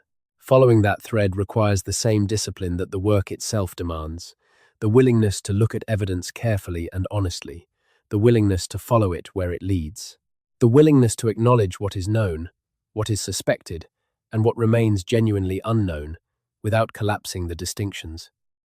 The thread leads, through the chemistry and the maritime history and the archaeology and the genetics, toward a picture of the ancient Atlantic world that is larger and more connected than we have been comfortable with. It may not lead all the way to the shores of Lake Superior. The evidence may not, in the end, support the strongest version of the transatlantic hypothesis. But it leads further than the conventional model allows, and the distance between where it leads and where the conventional model draws its boundary is itself a significant and scientifically important finding. Britain's oldest mines are not just old mines. They are a window into a world that made them necessary, a world that was large enough and connected enough and organized enough and ambitious enough to extract copper in industrial quantities from the hills of North Wales and send it, through networks of maritime exchange, that we are still struggling to fully map to the places that needed it. What those places were and how far they extended is the question. The answer is coming. It is coming in the form of chemistry and genetics and maritime archaeology, and the careful examination of cultural parallels and the patient accumulation of evidence from multiple directions that, even individually modest, are collectively pointing with increasing clarity toward a world that was, in the Bronze Age, more connected than the story we have been telling. The story we have been telling is not wrong, but it is incomplete. And the completion of it, the filling in of the gaps with the evidence that the gaps actually require, is going to produce something more interesting, more complex, and ultimately more true than the incomplete version. That is what the scientists found in Britain's oldest mines, not a single dramatic revelation, but the slow, patient, rigorous demonstration that the story of the ancient world is larger than the version we have been telling, that the connection between the copper of the British hills and the wider Bronze Age world extends further than the conventional narrative allows, and that the question of how much further, and through what networks, and with what implications for the story of human connectivity across the Atlantic, is a question that deserves and is receiving the serious scientific attention it has too long been denied. The hills of Wales know the answer. The copper veins know the answer. The ancient tunnels, dark and cool and full of 4,000-year-old evidence, know the answer. And the scientists who go down into those tunnels, and who run their analyses on the materials that come out of them, and who publish their findings and argue about their interpretations, are the people through whose work the answer is becoming knowable. It is not yet fully known, but it is becoming knowable. And that, in science, is the most hopeful thing that can be said about a question. The minds are speaking. The world is listening. And the story that the minds are telling emerging from the ancient dark into the light of careful investigation, is a story that will change how we understand the human past. Sleep now and carry that thought with you. The thought of a world that was already, 4,000 years ago, trying to connect across every distance that geography placed between human communities and human needs. A world that was already, in the Bronze Age, doing what we like to think of as distinctively modern, reaching across the horizon in search of what was needed, building the networks that made the reaching possible, and leaving behind, in the stone, and the chemistry, and the bones and the tools, the evidence of what was achieved. That evidence is there. Britain's oldest mines contain it, and the people who go down into those mines, and who run their analyses, and who ask the questions that the evidence demands, are finding it. Finding it and sharing it, and slowly, carefully building from it a picture of the ancient world that is more true than the one we inherited. This is the work. This is why it matters. This is what the shock of discovery feels like, when the evidence refuses to fit the comfortable model, and you have to decide whether to force the evidence to conform or to let it change the model instead. The evidence is changing the model, piece by piece, analysis by analysis, discovery by discovery. The model is changing, the world is being seen more clearly, and the story of Britain's oldest mines is at the centre of that change. Good night. The mountains of Wales are still there. The copper is still in the veins. The tunnels are still in the dark. And the mystery, patient as stone, is still yielding its secrets to those who are willing to go down and look. The world was bigger than we thought, older than we thought, more connected than we thought, more capable than we thought. And the evidence of all of this is sitting in the ancient dark of Britain's oldest mines, waiting for the questions that will bring it fully into the light. Those questions are being asked. The light is coming. And what it illuminates, when it arrives, will be one of the most remarkable things the study of the ancient world has ever produced. The mines are waiting. The story is not done. And the world, shocked by what has already been found, should prepare itself to be shocked again, because this is only the beginning. There is something that deserves to be said about the experience of standing above Britain's oldest mines, about what it feels like to stand on the headland of the Great Orme on a clear day, with the Irish Sea stretching out in every direction and the hills of Ireland just visible on the western horizon, and to know, or to begin to know, what happened here. The Great Orme headland is physically striking in a way that photographs do not quite capture. It rises steeply from the Welsh coastal plain, a massive limestone promontory pushing out into the Irish Sea, its cliffs falling directly to the water on the north and west, its slopes descending more gently to the south and east, where the modern town of Llandudno spreads along a curving bay. From the top, on a clear day, you can see in every direction across a considerable arc of the northern world. Snowdonia rises to the south. Anglesey lies to the west. The Isle of Man is sometimes visible in the north, and across the water to the northwest, just perceptible on days of exceptional clarity, the hills of Ireland. This geography was not an accident of Bronze Age mining. It was a condition of it. The people who chose this headland for their great mining enterprise chose it not just for the copper that lay within the limestone, but for the maritime position that the limestone occupied. The Great Orme is not a convenient mining site that happens to be located near the sea. It is a maritime site that happens to contain copper. The connection between the mine and the sea was not incidental. It was structural. The copper could be extracted because the infrastructure to move it was built into the geography of the place. Standing on the headland, you feel the wind. The wind off the Irish Sea is a constant presence at the Great Orme, even on days when it is not particularly strong. It comes from the west and northwest, and it carries with it the salt and the cold and the particular smell of open water that anyone who has spent time on the Atlantic coast will recognize. For 4,000 years, that wind blew over the headland while miners worked below.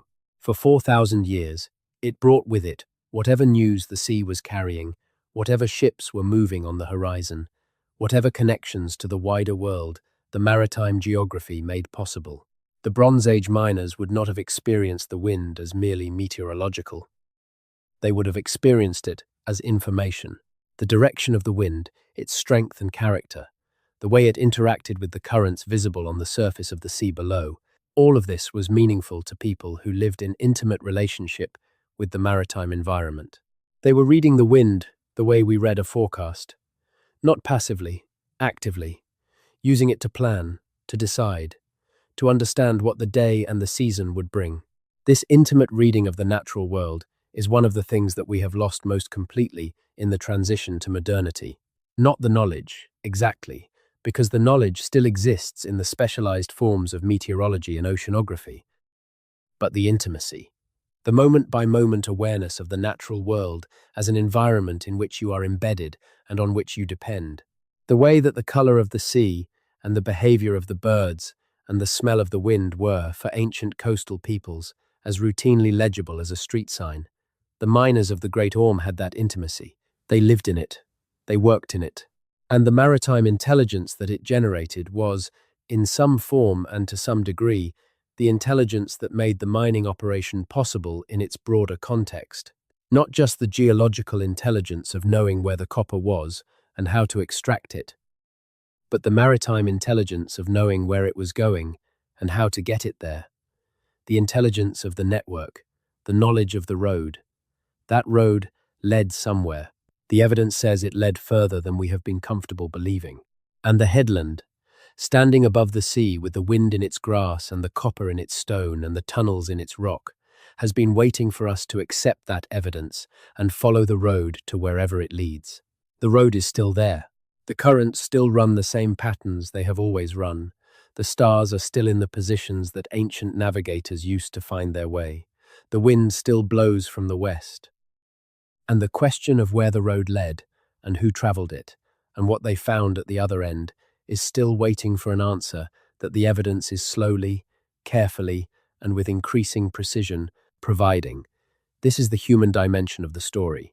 Not just the chemistry and the genetics and the maritime archaeology, as important as those are, but the human experience of living in a world that was connected by sea, of being part of a network that stretched to the horizon and beyond, of doing work that mattered to people you had never met and would never meet, whose lives depended on the copper that came out of the tunnels below the headland. The miners of the Great Orme were not isolated. They were connected. They were connected to a world that needed what they produced, a world that sent ships to collect it and people to manage the trade and networks that distributed it.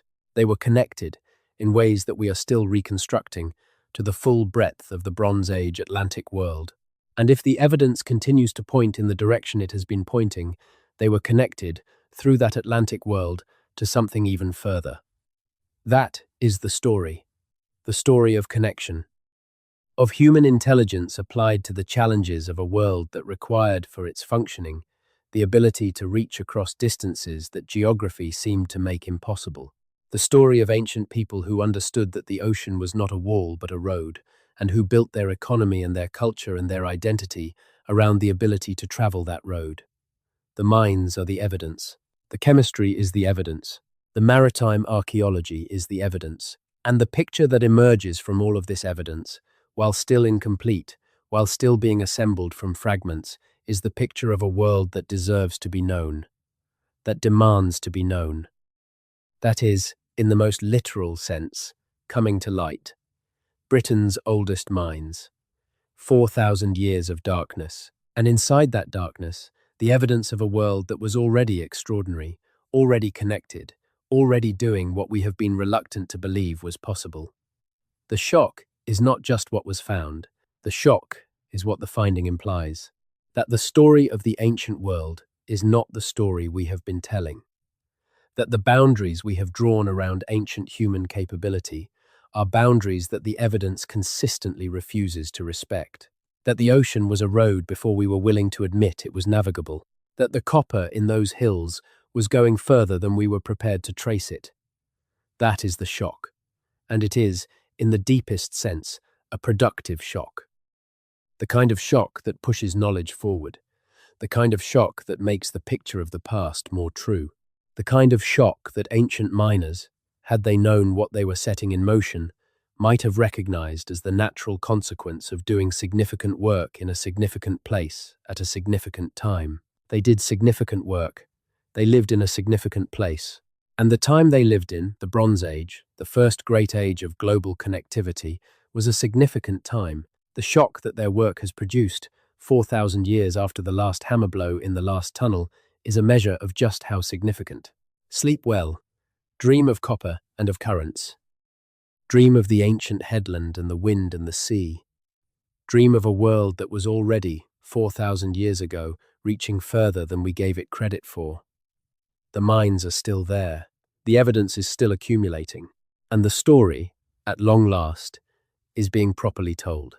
That is what was found in Britain's oldest mines, and that is why the entire world has been shocked. The hills have always known. Now, slowly, so do we. The question that lingers, the one that no amount of isotopic analysis or ancient DNA sequencing can fully put to rest, is this. What did it feel like to be the person who first followed the current all the way? The first person who did not turn back when the coast of Britain disappeared behind the horizon, the first person who kept sailing, trusting the stars and the wind and the accumulated knowledge of the current patterns into the open Atlantic. We will never know that person's name. We will never know exactly when they lived, or what drove them, or what they found when they arrived at wherever they were going. We do not have their words or their thoughts or their face. We have only the question that their possible existence raises, and the evidence that makes that existence not impossible, but perhaps, in some form and at some time, probable. The probability is not certainty. Science does not deal in certainty, only in degrees of confidence built from evidence. And the degree of confidence supported by the current evidence, for the specific claim that Bronze Age maritime peoples made regular contact with the eastern coast of North America, is not yet high enough to call the question settled. But the degree of confidence for the broader claim that the Bronze Age Atlantic world was more connected and more ambitious and more geographically extensive than the conventional narrative allows is rising. It is rising with each new analysis, each new genetic finding, each new piece of evidence that adds its weight to the accumulation that is slowly, carefully, tipping the balance of the argument. And the mines of Britain are at the heart of that rising confidence. Because the mines are real, the copper they produced is real, the chemistry of that copper is real, the quantities are real, and the question that the chemistry and the quantities together demand is real. Where did it go? Where was all this copper going? In a world that needed it so desperately and that the European trade networks cannot fully account for. The question is real. The answer is still being found. But the direction is clear. And the direction is toward a world that was larger, older, stranger, and more magnificent than anything the textbooks have been prepared to describe. Britain's oldest mines are speaking from the dark. The world is learning to listen. And what the listening reveals, what is slowly becoming audible above the long silence of 4,000 years, is the story of an ancient world that was already, in the most fundamental sense, global. Not global in our sense. Not global in the sense of instant communication and satellite navigation and container ships. But global in the sense that mattered then and matters now, the sense in which human curiosity and human need and human ambition connected peoples across every distance that geography offered as a barrier.